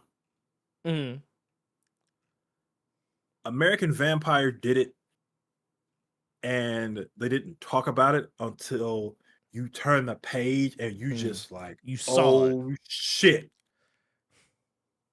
I would have liked to have been surprised with this. Yeah. Savage Dragon being announced, I'm happy with, because had I turned the page and seen that, you would have got a phone call immediately. Spawn, when I turned the page, I was shocked. So that's like, okay, cool. Blackula, I probably wouldn't have recognized because I don't know how Jason Sean Alexander draws him. So I probably wouldn't have recognized who it was until I saw the name. And then I would have started thinking about the fucking Venture Brothers looking for Jefferson Midnight to kill him.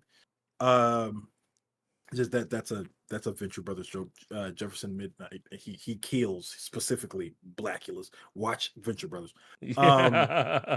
Dracula, I truly would have wished hadn't been spoken about, hadn't have been brought up. I would have liked to have been surprised from that, because I think Dracula in that tapestry of characters in Philadelphia with President Adams, that would have been nuts. Oh yeah, no. That's and that's kind of the thing I love about Philadelphia too, is that, you know, they do often have really interesting surprises. I will say, like, and I think anyone who follows my top 5 comics of the week videos that I do, you probably heard it every single time that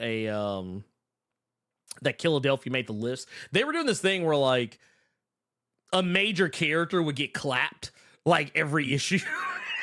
And it was just like, it was always just like, yep. And it's just like, okay, cool. That's this is okay. All right. Well, I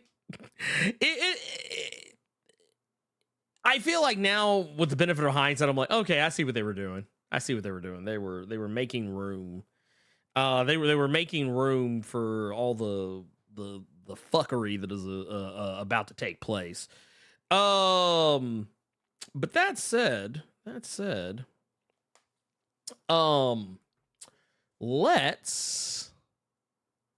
move on to our next thing. We're gonna, and actually before we do, man, we got the homie coming through. We got Sin coming through with South African rand. Is it the rand? Is it rand or rond? Is one of them. Either way, dude. 35 South African rands. Let's go. Dude, we appreciate you. Thank you for that. Man, we also got LJ Brown, the 2 pounds says Carter answered you. He says so Savage Dragon. Oh, we also got Wilbur Robinson with the $5. Says, is it your boy that took out 80% of the Mars mutants in Eternal? Yes. That was Uranos. Yep. Uranos he is one of the original Eternals. Uranos is. He is a whole problem. And yeah, I saw somebody earlier mention that technically that makes Thanos, him being both an Eternal and a Deviant, technically makes him a mutant. That is also true. Thanos is also technically a mutant because deviants, by and large, are considered mutants. But yeah, it says Hickman writing him and Thanos. Woo! If I can borrow one, cut the check. Oh yes, you may. Here, cut the check. Goddamn, yes you can. We got another one here. LJ Brown, also with 2 pounds, says, have you seen the last voyage of the Demeter yet, Ernie? No, I've not. It's actually on Fandango at home. I'm actually thinking about just doing that because I haven't really been in the mood to go to the theater lately. The theater. Oh, shit, I was going to ask you how long that movie had been out because you should have went last Sunday with National Cinema Day. I should have, but I was lazy. Gotcha. I was going to say every movie was $4. I'm like, hell yeah. Yeah, just trust me. It'd be better than the money I'm going to spend to watch it at home.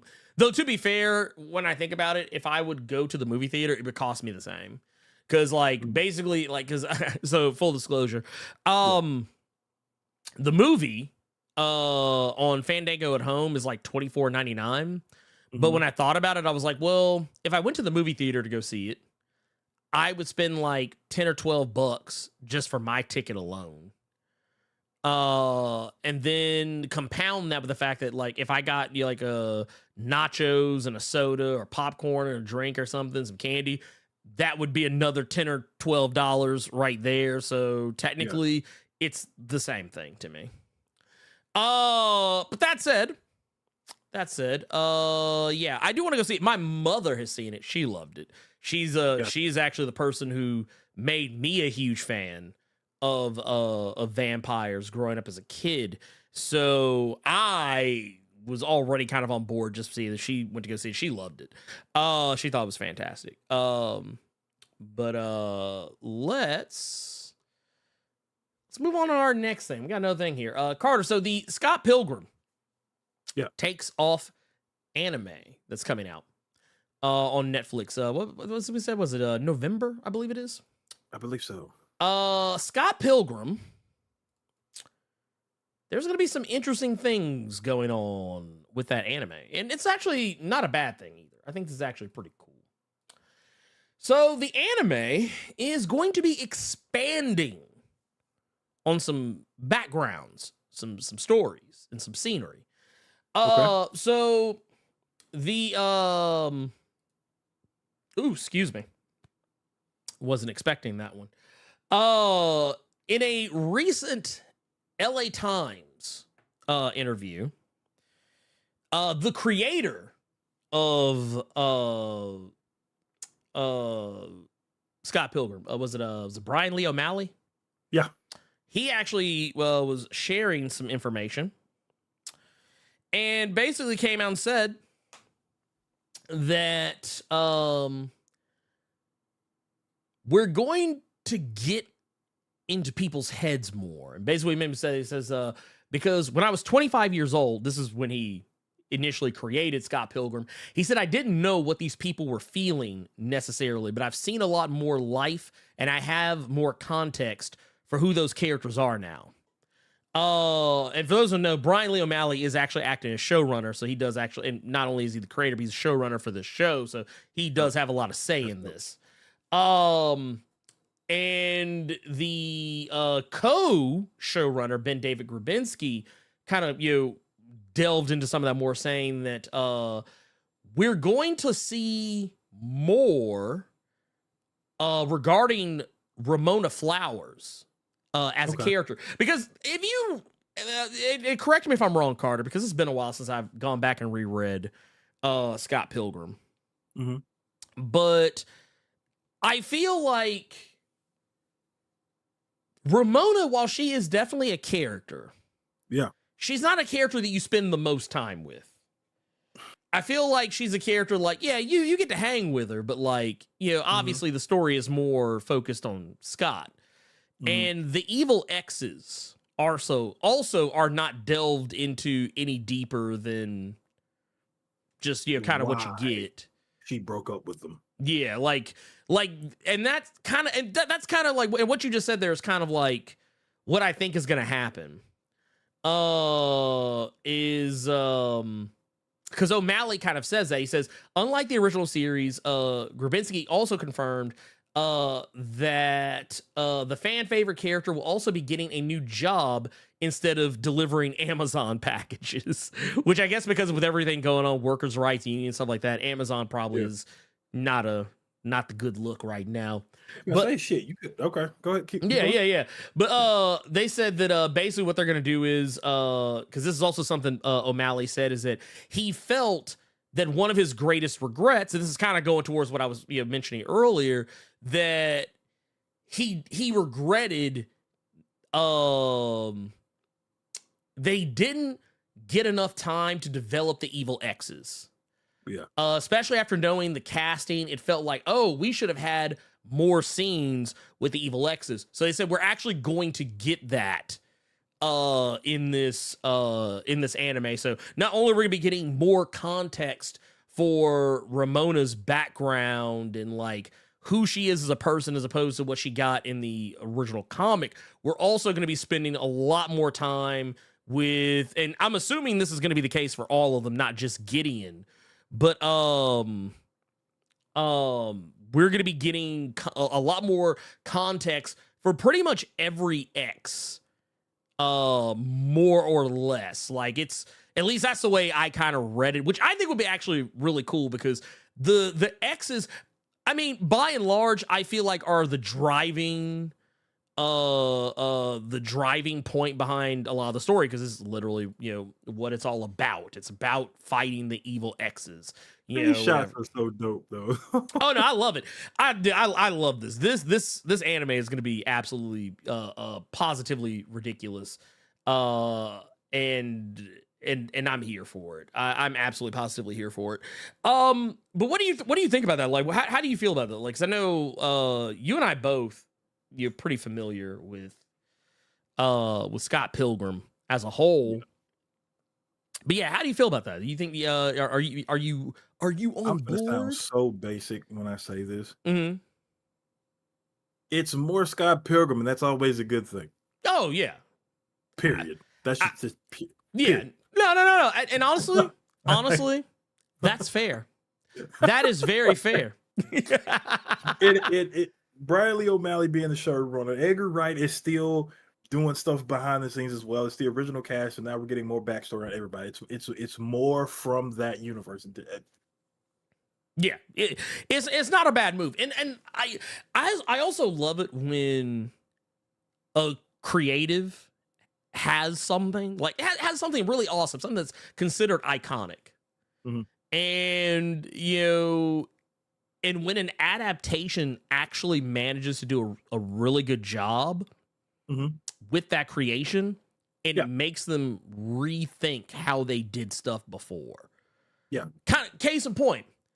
We saw this with Invincible. Yeah. We saw, and for better or worse, take it how you want to.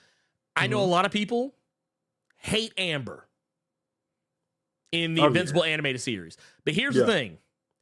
Amber was such a non-character in the comic that honestly, the animated series version of Amber, regardless of how you feel about her, is an infinitely better character.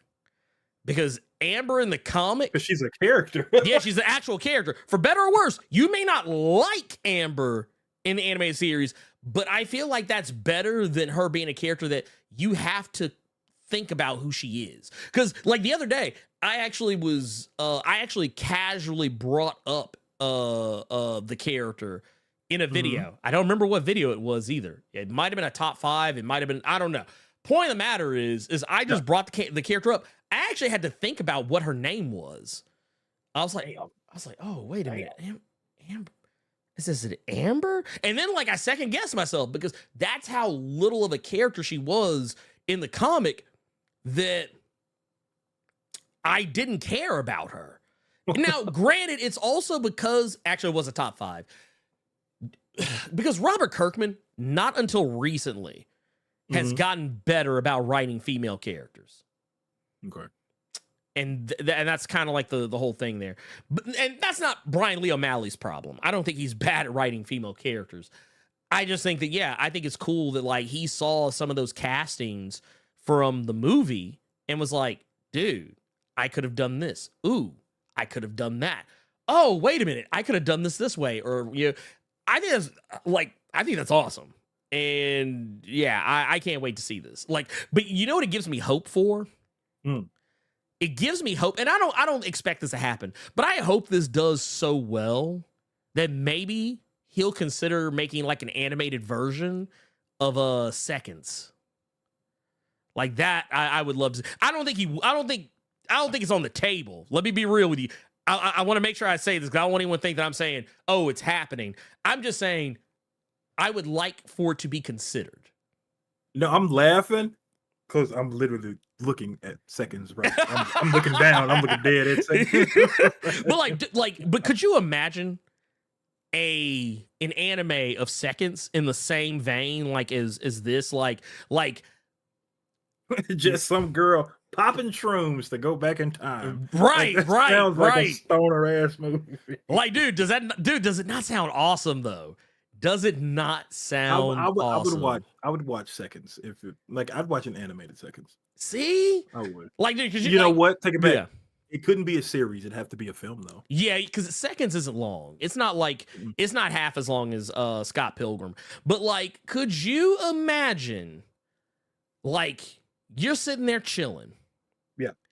And you pull up Netflix, and you just see Seconds looking like this. Like you seeing it like just realized on the screen, just like, and it just looks awesome. It's got a fire ass fucking like voice cast and not only that, but like no punches pulled.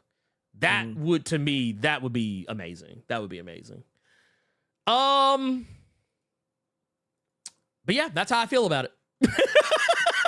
That's how I feel about it. Carter, you seem to be in agreement there, so we'll just leave. Yeah. We'll leave it at that. I see nothing wrong with any of this. No, not at all. Not at all. We got Leather Jacket Antihero out here with 1999 super chat. Says, what's going on, fellas? I'm super excited about the Scott Pilgrim anime. Random question for Carter, though. Yes. Where can I get some good barbecue in LA? I don't mind going to bad areas. I always keep that folding chair on me. Man, you got to out here. Go ahead, Carter. Okay. Go off, King. So, random question for Carter. Where can I get some good barbecue in LA? By going to LAX and going to Memphis.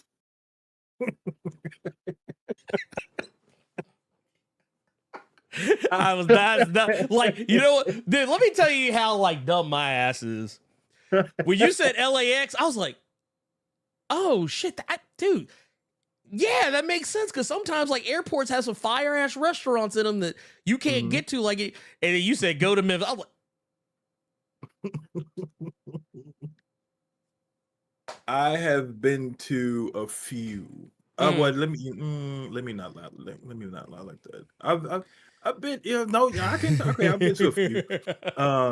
I've had coworkers here that have called me and then have been like, "Hey, man, bro, Carter, bro, you got to tell me if this is legit." And then they'll send me some pictures that says like, "True Tennessee barbecue, true Memphis barbecue, true Nashville barbecue," and it's just like this shit is mid and fatty, and just you didn't put any kind of pepper on this shit. Go to Memphis. I'm telling you, the barbecue in LA is so good. It made me a pescatarian. Look, they ain't even got a good dry rub. Damn. Damn. Ain't that about a bitch? Lord have mercy. The barbecue here is so A1. I only eat fish now. Damn.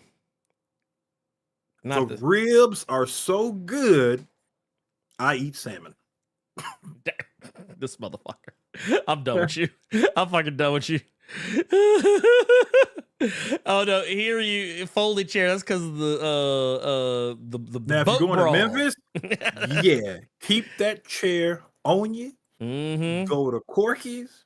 Yes. You have the napkins on deck. Oh yeah. Because if you walk out and get in your car and you fix that rear view and you still got the Joker smile or barbecue sauce on your face. Oh yeah, no, because Corky's ribs is wet. them ribs is like they're wet. They're not wet. They're wet. Yeah. But no, I would also, and you know, I'll throw you one better. I would say not only go to Corky's, I would say if you want a good, like if you want a mean ass pulled pork sandwich. Okay, this I got it here. Go to Tops. Go to Tops Barbecue. Get you a Tops Barbecue got a mean ass pulled pork. I will also say what? No, I can't even say that. What was up? I was gonna say Interstate. What? Yeah, I mean, but nah, I like the top sauce on their pulled pork is so fucking good. Dude, let me tell you. Let me ask you a question. Before you moved, was it before or after they started selling that sauce like separately? No, I was still there when they were selling. Okay. Wait. Like, you would have to go to Tops and get it, or you talking about like before it was in the stores, like before they actually started putting it in stores. What? When did they put it in the stores? It had to be within the last few years. Had to be. That's you can actually get it, but you could buy the bottles in the restaurants. And dude, here's so I don't know if I told you this. Did I tell you they got one in Bartlett now? No. Well, I mean, technically they always had one. They had one in Bartlett for a while. For those who don't know what I'm talking about, we're talking about this is straight Memphis shit. There was one that was over off of Sycamore, but now they got one that's on Stage. That's actually closer to my house. Got a drive through, everything. Oh my god, they got one next to Paradiso, like not next to, but kind of close to Paradiso on Poplar Avenue. And dude, yeah, they're expanding. I think they actually got one in Germantown or Cordova now or somewhere. True story, y'all. The Blerd Cave, when I was actually at Ernie's place, the next day, I had to fly back here. I had to leave home and I had to fly back to LA. One of the main things I said that I was for sure going to do that day, I was going to Tops Barbecue. I got my burger. I got my side of pork and beans. Put that on the burger. Cried. True story. Oh, dude, you know what? I tell you what. There's two places I forgot about. And I'm glad that Anthony Bolton brought this up. Payne's Barbecue. Yeah. But here's the thing about Payne's Barbecue. that is some just straight up down home. Like, you go fuck around and get a house barbecue sandwich at Payne's. And I don't mean that in a bad way. It's kind of like you get like a big ass like house burger where you make burgers at home. It's like that. Like, it feels like it feels, and like I said, I don't mean this in a negative way. It feels like getting a barbecue sandwich that your grandmama made for you at home. Like your grandmama, your granddaddy was grilling. Yeah. You went to Big Mama, Big Daddy's house. They grilling because, you know, it's Labor Day weekend, and they gonna tighten you up with some like I'm talking about big thick ass. Like, I ain't talking about no little piece of shit pulled pork sandwich. I'm talking like the big motherfucker where like the meat just falling off the side and shit. It don't look appealing, but it is delicious. Yeah. That's what Payne's is. Jerome is saying, hey Carter, what's the barbecue like in Cali? Anything stick to your ribs worthy? No. Where have you been? The barbecue, dog. How is the barbecue? What's the barbecue like in Cali? Ooh. It's to the point where, like, one of my go-to meals here, if I don't feel like eating fish, I order emerald curry with tofu. Damn. That's how good the barbecue is in Cali. I order curry and tofu. Damn. Oh, and the butcher shop. The butcher shop in Midtown also. I didn't know there was one in Midtown. I didn't know there was one in Memphis. Mm-hmm. Yep. I worked at the one in Little Rock. Really? Mm-hmm. That was where I worked before I got here. Okay, got you. Dude, coldest spot, just off the strength of their after closing. Mm-hmm. Everyone who worked that day, you got a free beer to take home. Oh, damn. Damn. Also, it's funny to say this. Not only the butcher shop, but also the barbecue shop. There's also a barbecue shop that's on Madison that's really good too. They have a very good fucking wet rib. So good. But anyway, we talked about. Now I'm fucking hungry. Yeah, thank you. Anarchy Hamster with $5 says, "Love you guys. Do you think we will get into Scott being crazy like in the comic? Scott was a psycho in the original comic. He just liked hurting people. I don't know if they're gonna go that route. I'm not gonna lie. I kind of feel like what's gonna wind up happening is we're gonna kind of get a mix of Scott. Like, I think we'll get some aspects of Scott from the comic that weren't in the movie, and I think we're gonna get probably more aspects of Scott from the movie than in the comic. If I had to guess. The one thing I didn't like about the movie that it glossed over that I would love to see in the animated, Nega Scott, because that's one way you could do it. Yeah, if they could put Nega Scott more focused into the animated series, because he was kind of glossed over. It was just kind of a thing that was just there in the live action film. Yeah, I'd be interested in seeing that. I think I know why too. And it doesn't have anything to do with the character. I think it just had to do with the budget. Yeah, I think it had to do with the budget. But like, yeah, I think that would be a way to do it. Because Nega Scott just kind of shows up and then the movie's over. 100%. So yeah.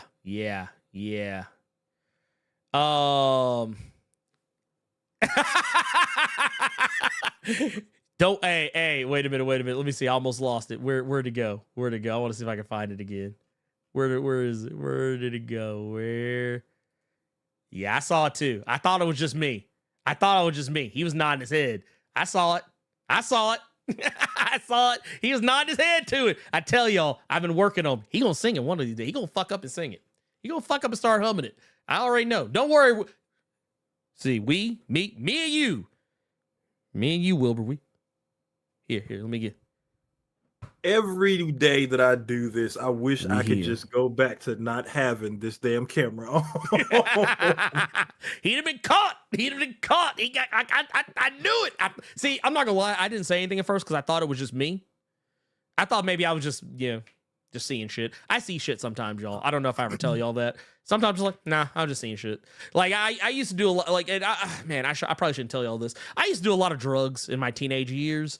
And sometimes you get that residual. They tell you if you ever take LSD, like if you take a lot of it, especially that, like sometimes. No, anybody ever told me that because I've never done LSD. There, Blerd. Well, no, but no, people. It used to be this wives' tale that like if you take LSD, like it's forever in your system, and then like sometimes like you'll just get like a residual high like years later. It's bullshit. It's not true.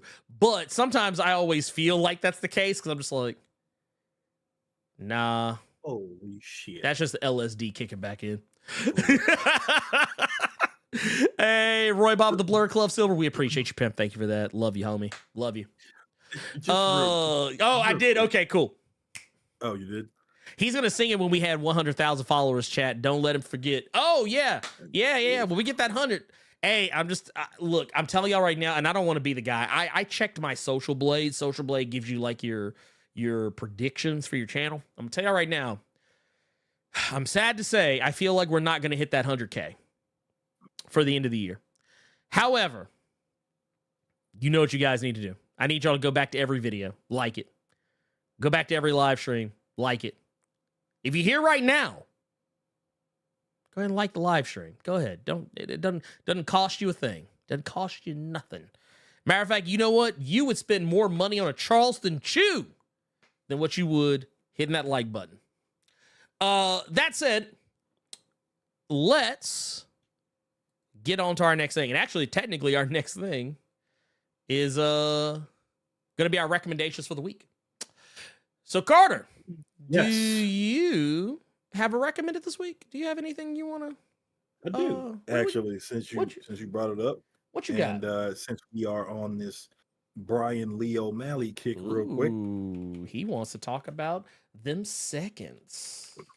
That's gonna be he wants to talk about them seconds. I ain't mad I do apologize for how mine looks. It is very warm. That's a hardcover, isn't it? Yes, it is. Ooh. Yes, it is. I like that. I have had this book for. This is when you know you're just a fan of a writer. Mm-hmm. I had never read up on what this fucking book was about. I just saw Brian Lee O'Malley, author of the Scott Pilgrim series. Second, I said, I'm down. I like it. This is not under any circumstances anything, because we've said this before, when it comes to gaming and stuff like that. Just because you hear that people worked on a certain game does not mean the game they're working on now will be that kind of game. No. Just because this was written and created by someone who did Scott Pilgrim does not mean you all are getting another Scott Pilgrim in this. This is a completely different kind of story. Oh, I don't 100%. want to tell you what it is about, because I have told you what this is about several times before on old Blerd Caves, and if you can't remember it, good. This was a fun read, though. This was very fun. Again, I do apologize because this book is very worn out, because I have had this book for a lot of years. I think I got this like the day it came out. It was like at a Barnes and Noble when I was in there on a lunch break, and have not looked back. So yeah, seconds. Brian Lee O'Malley. I think the only thing I will tell you about it is the same thing I said prior when we were talking about Scott Pilgrim. This girl, she finds out she can basically blinks the time sweeper stuff when she eats a mushroom, and she writes it down, and that's all I'm saying. Yeah. Seconds. That's my recommended. Ernie, what you recommended this week? Oh man, my recommendation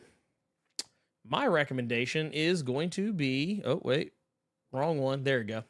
My recommendation is going to be Hack Slash, which is probably easily probably one of my favorite comics right now. I've been going back. I went back to the beginning though. I'm not reading anything that was recent. But Carter had reminded me, and oddly enough, so here's also a little funny little postscript to this. So you know how like you had sent me that link? I forgot I had that same Humble Bundle. Because when I logged in, I was like, oh yeah, I got this. So like I went back, I downloaded all of it, and I read all of the first omnibus, volume 1, and most of volume 2 omnibus. You are muted. When I saw that picture, I just immediately, my mind went back to you cheesing and shit, showing me your big ass phone. Oh yeah. That's why I started laughing immediately.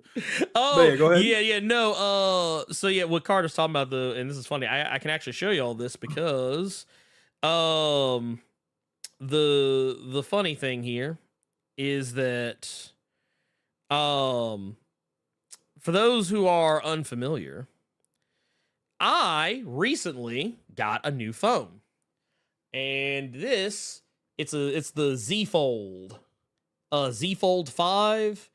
And this is how big comics are on my phone now. Technically, I can zoom it back out where I can see the whole page, but like it's one of those deals where like I kind of prefer to have it like bigger because that way, when I do happen to read it, I can if I need to, I can like scroll down and then scroll over or whatever.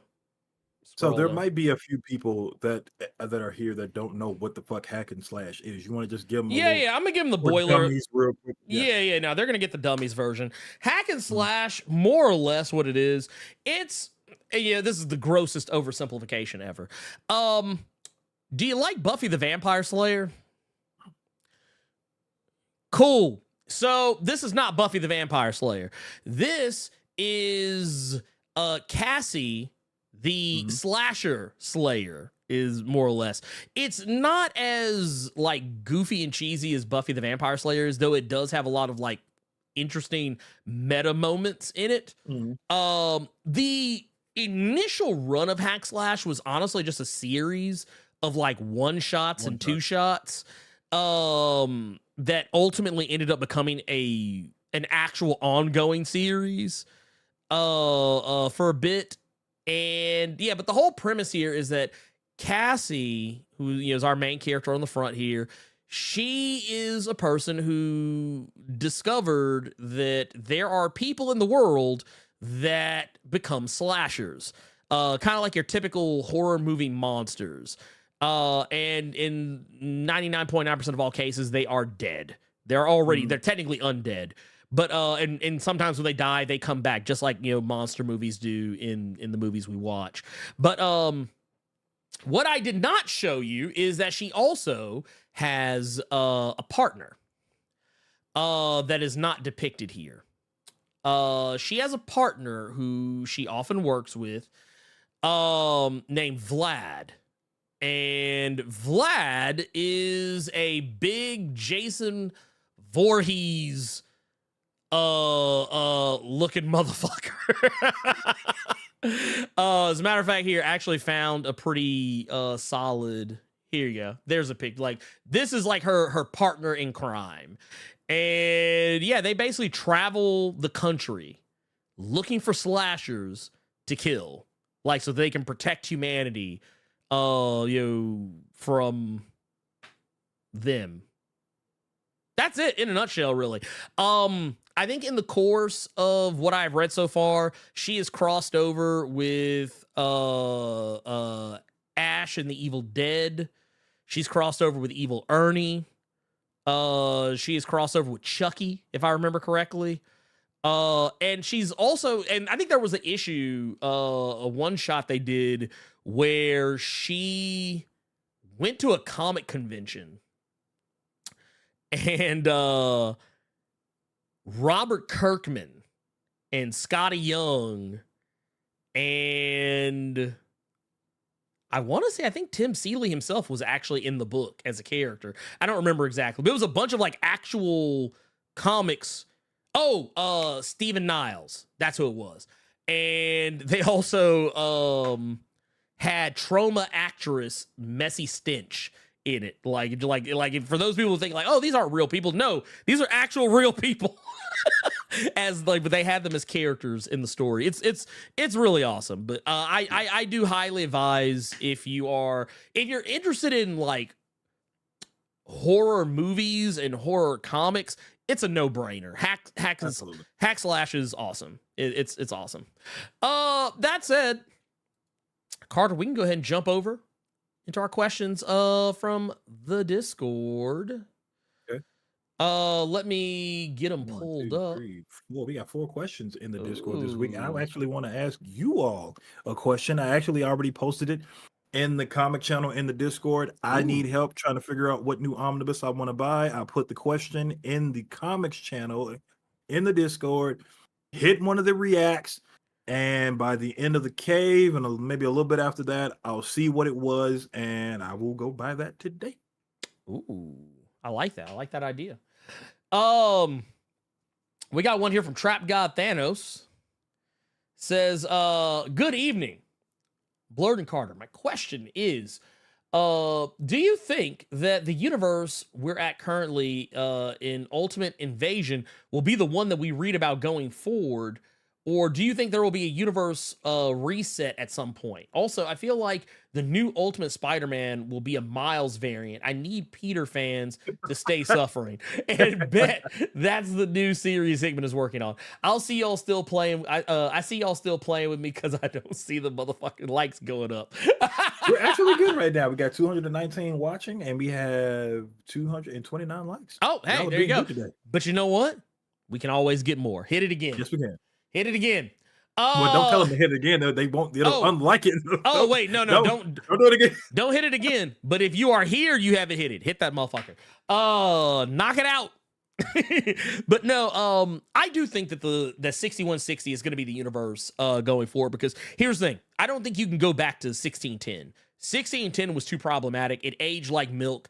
6160, I feel like, is Marvel's way of taking that universe, using Jonathan Hickman as the writing vehicle for it to take that universe and make something better out of it, is what I think is the way forward. I think 6160 is the way now. I don't think you go back to 1610. And honestly, yeah, if Hickman, if Hickman does what you say, if it turns out to be a Spider-Man book where it's like the 6160 version of Miles Morales, I'd eat that shit up. I would laugh so hard at Peter Parker fans. I really would. We got another one from JWR, says, "Good afternoon, Blerd and Carter. In honor of the wedding," quotey fingers, "of Tony Stark, the wedding of Tony Stark and Emma Frost, what are some of your favorite storylines for each character?" For Iron Man, that one's tougher. But I will definitely say, and I've said this a lot of times before, but I think the Christopher Cantwell Iron Man is really good, because it showed, like, and I can say the run overall, but here's what I'll say. I won't say the run overall, but what I will say is the Christopher Cantwell run, there's a story arc where Tony becomes a cosmic god and literally suffers from a similar addiction to what he has suffered with alcoholism. And the way that the Marvel community at large came together to try and save him, I thought was really cool. And the way that Christopher Cantwell wrote it, I was like, man, it felt like writing that could only come from someone who had some personal demons themselves. Not saying that you have to be able to do it, but just it felt like it came from some experience dealing with such matters. As for Emma Frost, that one is a little bit tougher. But I will definitely say I personally, well, some people may not think about the story very often. I actually like the introduction of Emma Frost into the new X-Men. A lot of people probably won't expect me to go there with that one, but I like it because, or actually, no. I take that back. Early days Generation X. And I say that because I really liked the idea of seeing Emma Frost for the first time trying to be a good guy. Like, and I mean like legit trying to be a good guy. Like that whole run, I was literally waiting for the other shoe to drop on her. And it never did. It was one of those, that was the moment I was like, dude, I actually really like the idea of her being a good guy. I thought it was stupid at first. And then I was like, and then it just kept going. It just kept getting better. I was like, dude, she really can be a good guy. And it works. And I like the fact that like people kept constantly not wanting to give her a chance, and she just kept proving herself at every turn. And I thought that was awesome. I love redemption. I love a good redemption arc. But anyway, go ahead. So real quick, me, the favorite storyline for Tony would be the one that made me want to continue reading Iron Man comics, which was a storyline from Matt Fraction called World's Most Wanted. It was right after Secret Invasion, where Norman Osborn was just top dog in all of Marvel. He took Hammer. control of Shield, made it Hammer. But the basic gist of that Iron Man story was Tony trying to get rid of all the names that were on the Superhuman Registration Act because he did not want Norman Osborn to get access to those files with and just running roughshod on all of them. You remember the first name he looked up? Yeah. And Spider-Man. Yeah. And he had no idea who the fuck Peter Parker was. I think that was because of the Mephisto stuff. But basically, he said all those names were on a hard drive. People asked where the hard drive was. Tony said the hard drive was in his head because at this point, he was real deal just using extremis. He wasn't just a regular white man with some armor anymore. He had superpowers or he could have the suit on him at will. So basically, the entire thing was a chase and a race against time of getting away from Norman Osborn while deleting the hard drive from his mind, which was actually lobotomizing him. And it got rough at a lot of points in that story. So again, it's called World's Most Wanted. Matt Fraction and Salvador LaRocca were on art. Emma Frost, I want to say I think that story was like Death of the Mutants. It was the Inhuman stuff. It was because of the Mpox. Yeah. That's right. Basically, Cyclops dies. He's the main figurehead that died from Mpox.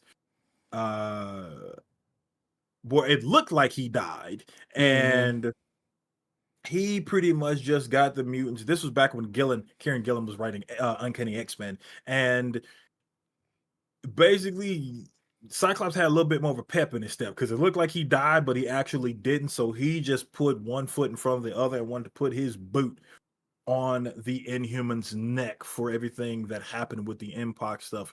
When in actuality, the Cyclops that you had been seeing in every issue since the first one actually had been dead the entire fucking time. It was just Emma Frost fucking with everyone's mind to where they thought it was really him doing everything because she was in love with him and that was her man, but it was actually her. But the only reason I can think of that Emma Frost story and just enjoy that one was because of that twist, because I was not thinking that twist was going to happen. You can kind of take or leave that one. I don't really have a really big Emma Frost story that I can just think of off the top of my head, but for Iron Man, absolutely, World's Most Wanted was really, really good. I actually was reading Iron Man back at that time because I was actually super into Dark Reign. I was super into Dark Reign, which that was why, like, when Chip Zdarsky was doing Devil's Reign, I was like, I got excited. I was like, ooh, is this going to be kind of like a spiritual successor? And it kind of in a roundabout way was, but it wasn't. Zombie mentioned that every time I hear Generation X, all I can think about is that TV movie they made. Damn, that was bad. Did you ever see that? Have you ever seen the Generation X TV movie? No. Oh, God, it was so awful. It was so awful. Anyway, maybe, you know what? I was actually thinking about it because I actually have a bunch of like some of the terrible pilots and TV shows that never aired on TV or like only aired once or in certain territories. One day we might get on that. We got another here from iCower Over Nothing. He says, what are the chances of you guys watching Payback or All Out this weekend? Also, with your recent Catwoman video, aren't the rich in Gotham a part of the Court of Owls? Hell yeah, rob them mofos. I mean, technically, yeah, because the Court of Owls, they are part of the wealthy elite, and I would be shocked if that wouldn't get their attention. I actually, like, I'm not gonna lie, I'm not very high on much DC these days, but Gotham War is off to a good start. Dude, I'm not gonna lie. Yeah, I know I talk a lot of shit about Teenie Howard's Excalibur on this show and on this channel a lot, but here's one thing I will say that I cannot talk shit about Teenie Howard for, and it's her Catwoman series. Her Catwoman is fire. Her Catwoman is good, and I actually recommend if you're not already reading Teenie Howard's Catwoman, you need to. It's actually very good. And I think that's kind of partially why I've always been so hard on Teenie about Excalibur. Because, like, I've actually read Teenie Howard's other, works. I know she's a good writer. It's just I hate when I see good writers write stuff that I don't like. It's like, you were better than this. But yeah, I'm not gonna be watching Payback. I might be watching All Out. Most likely. But that's about it. That's about it. Carter, are you gonna be catching any Payback? No, I don't really. Only thing I know about wrestling is whatever is trending on Twitter at a given time, and that everyone wants to get beat up by Rhea Ripley. People in the business and not in the business, just some regular motherfucker on the street wants to get beat up by Rhea Ripley. So probably not. You'll probably just tell me what happened, or somebody in a Discord will tell me what happened. That's where I'm at with wrestling right now. Okay. We got another one here from Urban Prince Strong Style saying, "Good afternoon. Question: how powerful would Taskmaster be if he had Mimic's mutant abilities? Would he be a whole problem? That is all. Have a blessed day. You as well, sir." That's a good question. Yeah, I mean, well, here's the thing. So the way Taskmaster's power, well, his it's not even so much a power, it's just an ability. Like he has the since he has the ability to watch someone do something, and he can do it just as, just the same as them, exactly to the letter. I would imagine if he had Mimic's ability to mimic people's powers, he would be, I don't want to say unstoppable, but I guarantee you he would be less of a joke than he normally is. Which, to be fair, a lot of him being a joke is intentional, but like, I feel like he would be a character people would probably take more seriously overall, in universe, mind you. Let's see here. We got this is Big Boy 71 says, "Happy holiday weekend, Blerd Cohen's."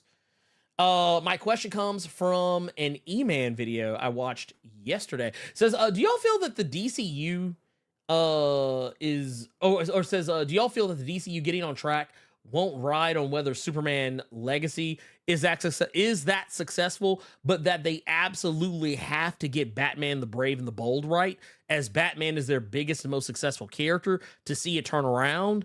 On the other side of the fence, do y'all feel if the MCU doesn't get X-Men right, they'll have a hell of a time getting that magic back? Have a great day or great holiday weekend, brothers, and y'all good for nothings better start clicking that like button. See, I love it. I love it. I can actually get this off real quick. Go ahead, shoot. I think it will ride on Superman Legacy being successful, because then it's gonna show, or it's going to be the thing that, like, okay, James Gunn can do more than the raunchy, R-rated, bloody, gruesome stuff. He can actually do something else. He can actually do a what's the name of what are those kinds of stories, like Spider-Man life story and stuff like that? There's a word for it. About slice of life. Thank you. Yeah. James Gunn can do a film like that. So Batman is never going to be a problem. No. Ever. So I think a lot you of have to fuck up Batman. You have to fuck up a Batman movie. On the other side of the fence, do you feel like if they don't get the X-Men right, they'll have a hell of a time getting that magic back? No, because they need to get more than the X-Men right now. Yeah. If I can be completely honest with you. Yeah, I'll give you that. They got a lot more things to worry about than just getting the X-Men right. I think getting the X-Men right is important. I think it's actually more important than most things, but I think that there are other issues that need to be addressed. And honestly, I don't even think that those issues have to do with the MCU itself. Has to do with how they run the company. Some of you may or may not know both Disney and Marvel Studios. Marvel Studios first, then Disney. Visual effects employees, both sides have filed motions to start a union, which I feel like that'll go a long way to maybe taking care of some quality control. As far as the DC, I do agree with you though, Carter. I do think that, yeah, Batman, that's light work. Superman, you got to get Superman right. And if you don't get Superman right, it's not going to work. Because I feel like that was what the problem with the DCEU was, is that Man of Steel kind of set the tone for everything else. And the DCEU just never recovered. It never recovered from it. It just stayed a grim, hot, dark mess. But that said, that's all of our questions from the Discord. Now we're gonna get into questions from the chat. Let's see what we got here. I'm going back a little bit just to see what we got here in the pipe. Got one here from Melman. It says, question, I really struggle with the art in All-Star Superman. What is your most unpopular opinion on an iconic comic run or story? Woo! Woo! Well, honestly, man.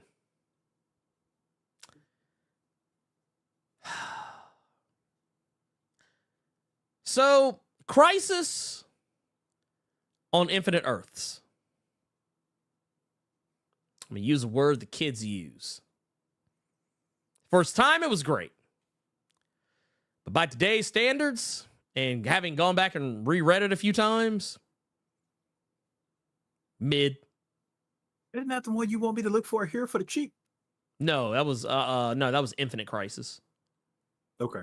Infinite Crisis. I like the retcon punch. Unironically, oddly enough. Retcon punch. look. Wait. Now I want the anime. I want somebody can make like an anime version of it, like where like just have Superboy Prime be like retcon feast. Like just do that. But no. I don't care for like with the passage of time. I don't like Crisis on Infinite Earths. I think it's kind of a dumb story and a waste of everyone's time. Like it's one of those things. There is some cool stuff that happens in it, but it's just like it's boring. It's like I don't know. It's very boring to me when I read it. I'm just like, nope, not for me. But that said, we got another one here. Drake. Let's see. Says, question. Time always wants to happen. I understand it now. When you did realize that Insomnia was Paradox from, when did you I misread it. When did you realize that Insomnia was Paradox from Flash Volume 5, number 50? Honestly, I'm not gonna lie. I feel like I was genuinely surprised. It wasn't something that, like, I was expecting. If that makes any sense. Who knows? Carter, did you finish Night Terrors? Yeah, I figured you did. It's okay. You didn't miss anything. You didn't miss anything. You know what? You know who else didn't miss anything? Batman didn't miss anything either. Apparently, actually, Batman did. He came back and found out that his whole city is damn near crime free now, thanks to Catwoman. He's like, I was asleep for how long? No, it's okay. We were the same. Let's see here. Max Headroom was the villain in the Generation X movie. Yeah, Matt Frewer, which is just crazy to me. Bill coming through with the question says, did you see the new article Marvel made of an encyclopedia page for the upcoming Gods #1? Also, congrats to Iman, talking about Iman Vellani, for hitting the top 10 in physical copies this week for her first issue, that's true. For those who don't know, the Ms. Marvel, the New Mutant #1, was co-written by Iman Vellani. This is her first ever comic she's ever written, and I think she did a really good job. I think she did a very good job. So to hit the top 10, that tells you something. You don't do that by accident. Let's see here. Let's see here. I'll answer this one. It does actually have a question. So the other says, hope I'm not late, but question, I've tried looking it up with no luck. Has the Ghost Rider's penance stare ever worked on angels and demons, or no, because they don't have souls? Well, I don't know about angels. I don't necessarily I want to say maybe, but it does work on demons. He has used it on demons before. I don't think having a soul has anything to do with it, because what he's doing is effectively making you feel the pain and suffering of all the evil and hurt that you've ever caused. So yeah, I feel like, yeah, no one is immune to that per se, just because they don't have a soul. Now there are some characters that it does not work on because just reasons, but yeah, I do recollect Ghost Rider has recently, in the Benjamin Percy run, had Ghost Rider use the penance stare on a demon, and it worked. So I would imagine it would also work on an angel, if that were the case.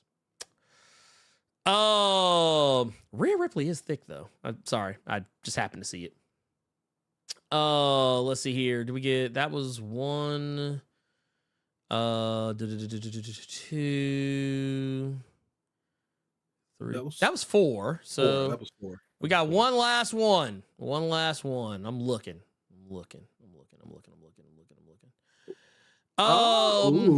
Wait, what you see? Well, I see one from Roybot. Okay. That's that. You know what? Yeah, fuck it. I'll ask it. This is from Roybot06 saying, question. Mm-hmm. Have you considered giving us some breakdowns on the Boom, Mighty Morphin Power Rangers, and Go-Go Power Rangers comics? Man, I'm not gonna lie. I did them before. Mm-hmm. I think I did 2 before for Shattered Grid. Not gonna lie. I enjoyed the comics. I enjoyed making the videos. I did not enjoy the outcome of releasing those videos. So that is kind of, honestly, that's kind of partially why I stopped with Shattered Grid. I wanted to do more, and I'm going back right now. I'm actually going back right now because I want to see.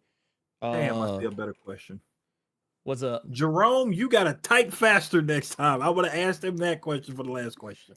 You know what? We got a little bit of time. Fuck it. Question. Maybe I'm missing something, but why hasn't Elsa Bloodstone been featured more in comics, especially involving the supernatural? From your video on her, she's powerful and wildly capable. She is.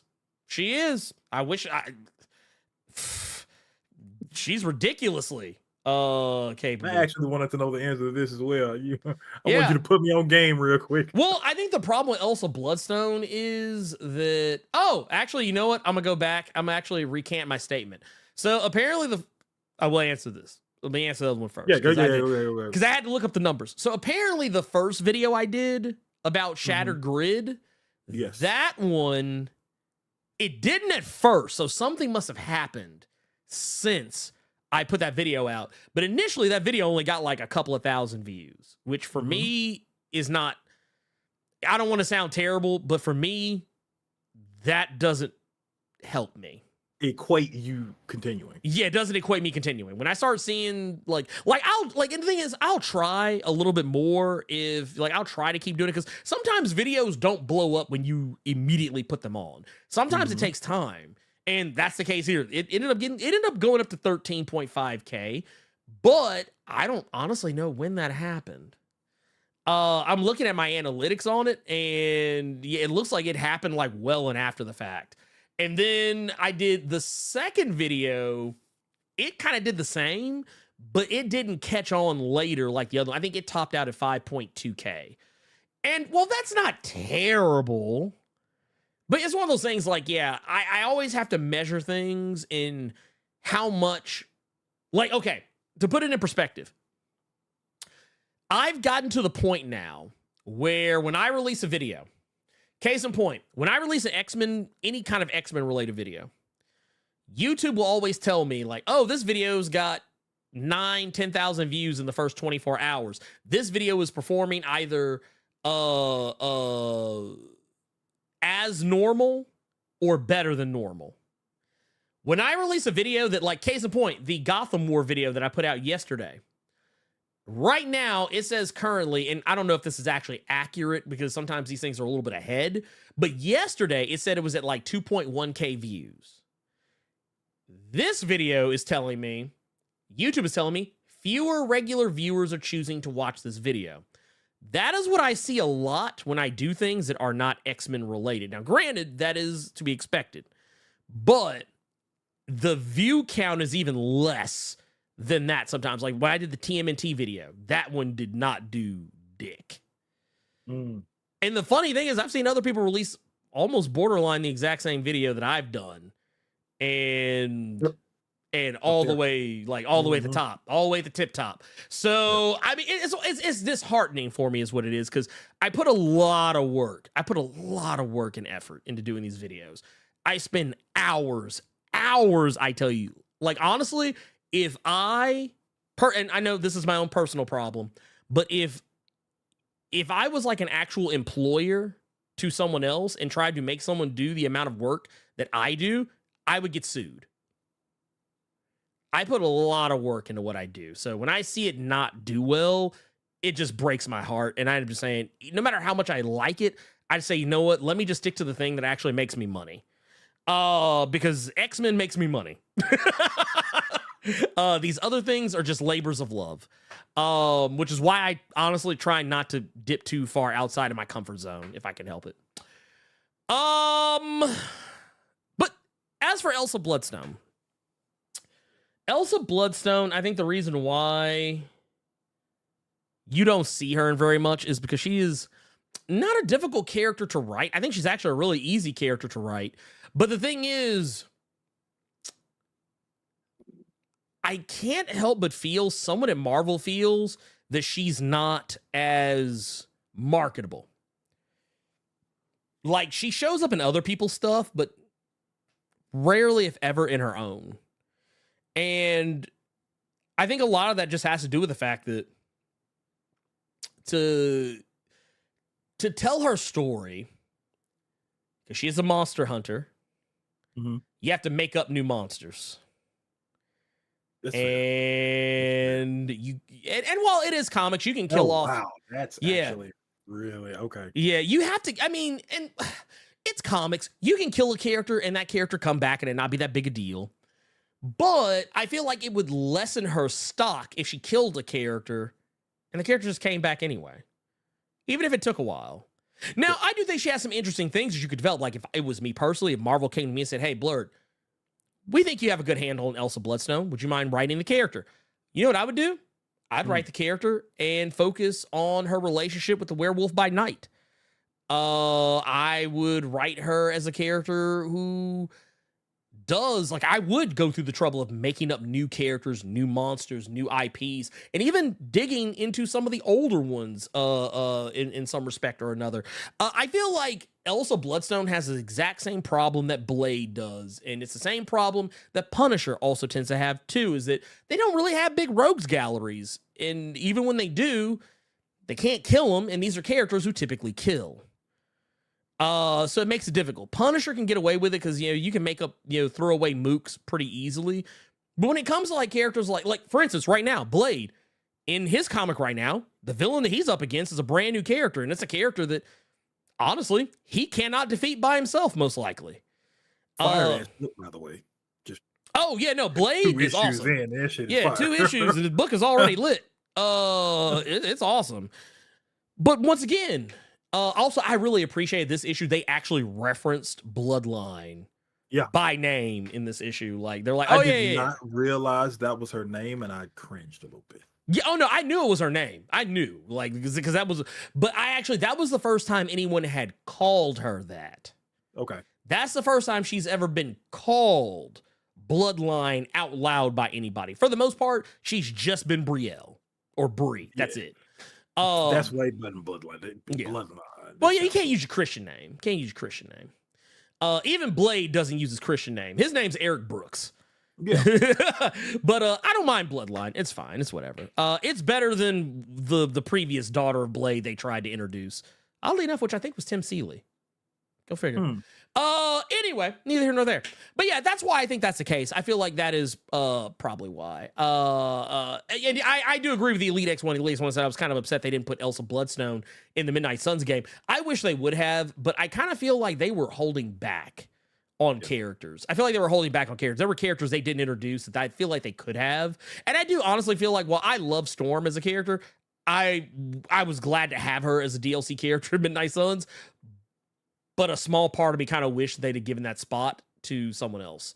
Also, Deadpool. I felt like Deadpool didn't need to be there either, but I was like, you could have given that. Like, honestly, those spots, I would have rather they'd have done more traditional characters, because the Avengers kind of outnumber. The Avengers characters kind of outnumber the actual Midnight Suns a little bit. I would have liked it better if they would have brought in characters like Moon Knight or Werewolf by Night, Man-Thing, or Elsa Bloodstone, so on and so forth. Like, those are the characters I would have wanted to see, but neither here nor there. I know. This is a Storm Stan account, but yes, even I could have criticisms of Storm being in places where her ass don't belong. I mean, she does now because they're focusing more on her magic capability. So technically, I can make a case for it there, but overall, I don't know. It is what it is. It is what it is at this point. We got, channel membership, 3 months from Nerd Lars's Good Day Blerdland. Have Blerd or Carter had a change of heart about the My Adventures of Superman show yet? Because I have. Good writing trumps all. I never said I didn't like the show.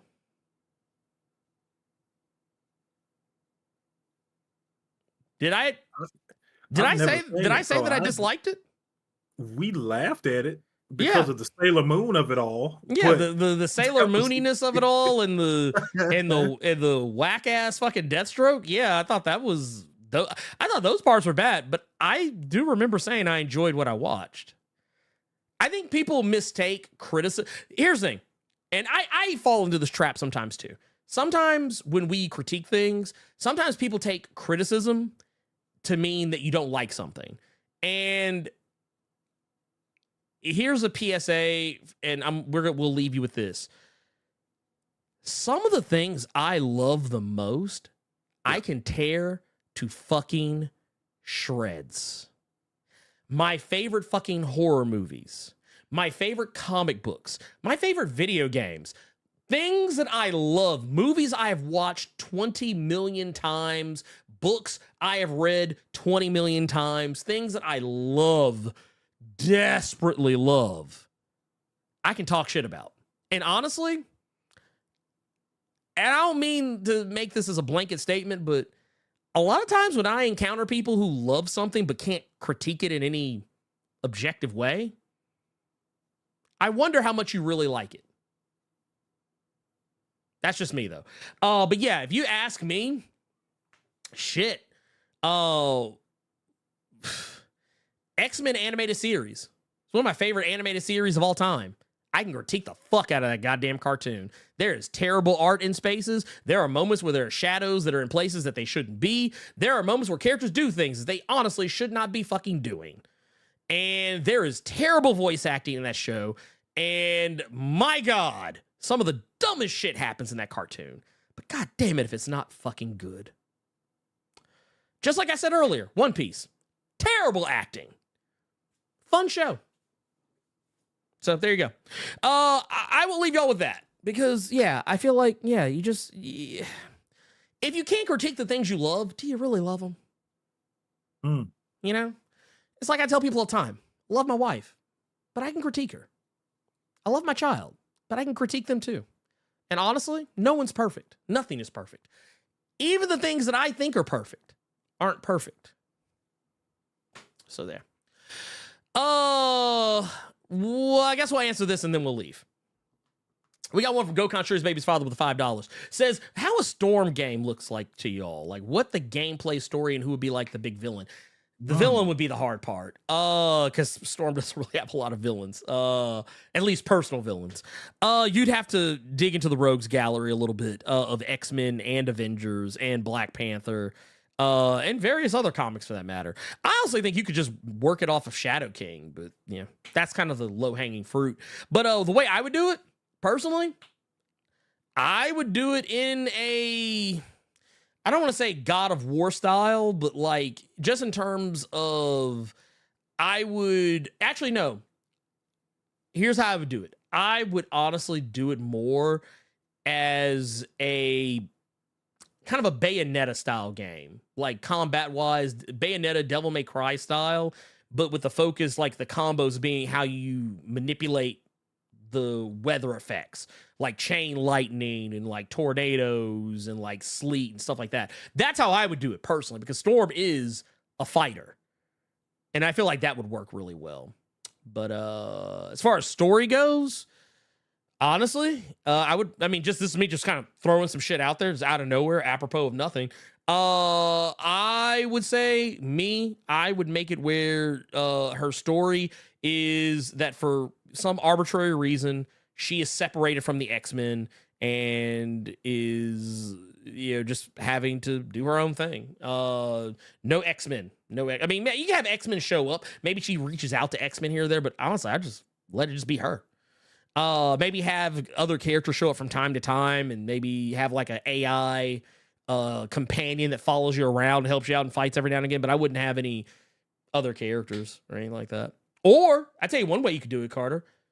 Do it like the Guardians of the Galaxy game. Make it where you do have the other characters there, and they are there all the time, but Storm is the character that you play as primarily. You could do it that way. A lot of people probably wouldn't like that. I'd fucking eat it up.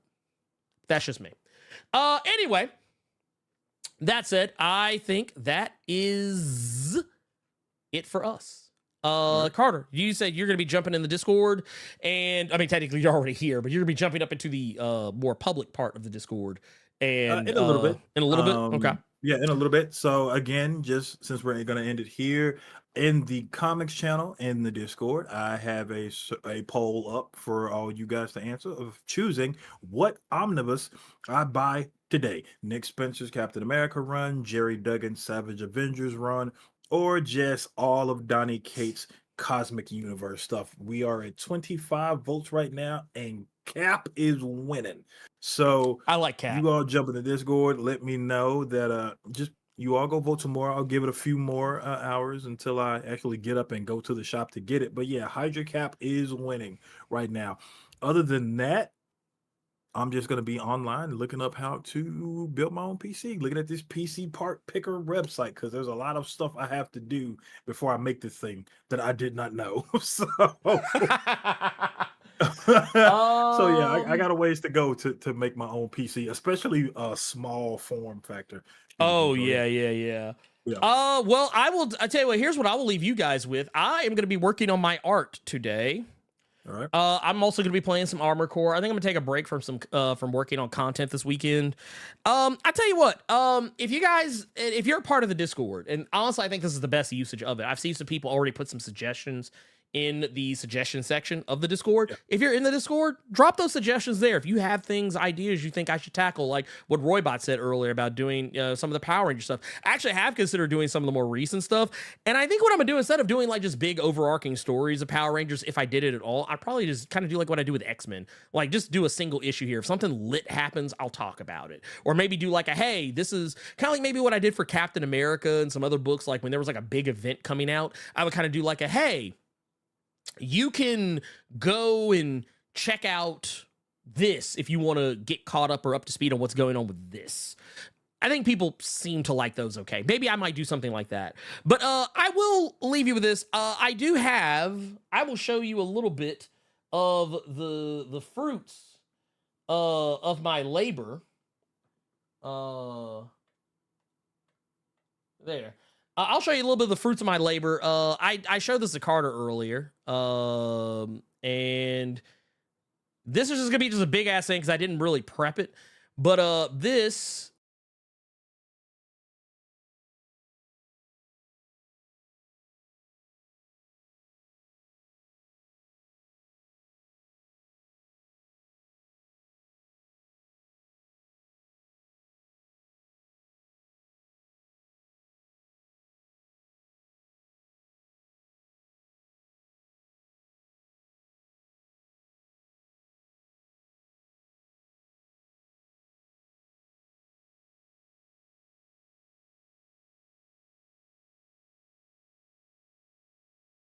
That's what I got. So I'll be back on the grindstone. With that, been dropping my this XP pen tablet has been, in the words of Rob from Comics Explained, amazing. I love it. Best money ever spent. Best money ever spent. And you know what? Honestly, something I thought about too. Yeah. I don't know. Maybe if people are interested, maybe. I don't know. I might do this on Twitch. Maybe I'll do it here. I don't know. But if people are interested, maybe. Wait, you all not hear us anymore? I've heard 2 people just said there's no audio. Oh, because I didn't have. Okay, so here. That was on me. Okay. Okay. So basically, I'll say what I said earlier. Then basically, what you saw when I did that was they were 2 of the characters from the comic that I'm working on. So I put up the first one, the woman. That was one of the supporting characters. The guy is the main character. That is the comic that I am working on right now. I did this all on an XP Pen Pro 24 or 24 Pro, whatever the fuck it's called. I fucking love this tablet. It is fantastic. I have considered doing some art streams because like I've been trying to make myself draw more and get more in practice. So yeah, maybe I'll do it here. Maybe I'll do it on Twitch. I don't know. Maybe I'll just do it here just to keep it simple. But or maybe I'll do both because I don't really care. Yeah, I'm a Twitch affiliate, but I don't give a shit. That said, we got 2 more before we get out of here. Yeah. I just saw we got one from Gillis Mo with the 20. Says Carter Presents. Is that a challenge? I don't know what. I didn't challenge nobody. He's like, it might be. It could be. But I didn't challenge anybody. Oh, no. Talking about your computer. I didn't challenge nobody. I'm gonna tell you what I thought it was. Scott Fitzgerald asked a last minute question: cabbage or greens with barbecue? And I thought that's what Gillis Mo was asking me. Was I challenging him to barbecue and greens and cabbage? I'm like, what the fuck is he talking? I mean, to be fair, some collard greens sound good as fuck right now. So good, good. I didn't like my house smell like somebody pooped. Nah, collard greens all day, pimp. Cabbage is what makes your house smell like poop, or like farts. To me at least. Barrington Edwards with the $20 said, "Do you think Blerd looks good? Thank you. I'm trying. But that said, okay, yeah, I see what they're saying. Yeah, I forgot. I didn't realize. I apologize for that, y'all. But yeah, okay, so that thing I showed y'all, that was basically me just putting some shit on the screen real quick. I didn't set up any audio. But now that I know it's not there, I will add it over there later. But yeah, but before we run over 3 hours again, because we actually were going to end almost on time earlier, but once again, we get to talking. We get to yapping. It's all good though. That said, thank you everyone. Everyone who came through, the chatters, super chatters, lurkers, channel members, patrons, people who just showed the fuck up for no reason whatsoever other they just saw it on the screen and said, okay, sure, why not? Yeah. You could be anywhere on the internet on a Saturday and yet you're here. So I appreciate that. For Carter Presents, I am the Blerd Without Fear. And man, since we talked about him today, I feel like it's appropriate. Uh-oh. And Ezra Miller! Oh, God. You can go to hell.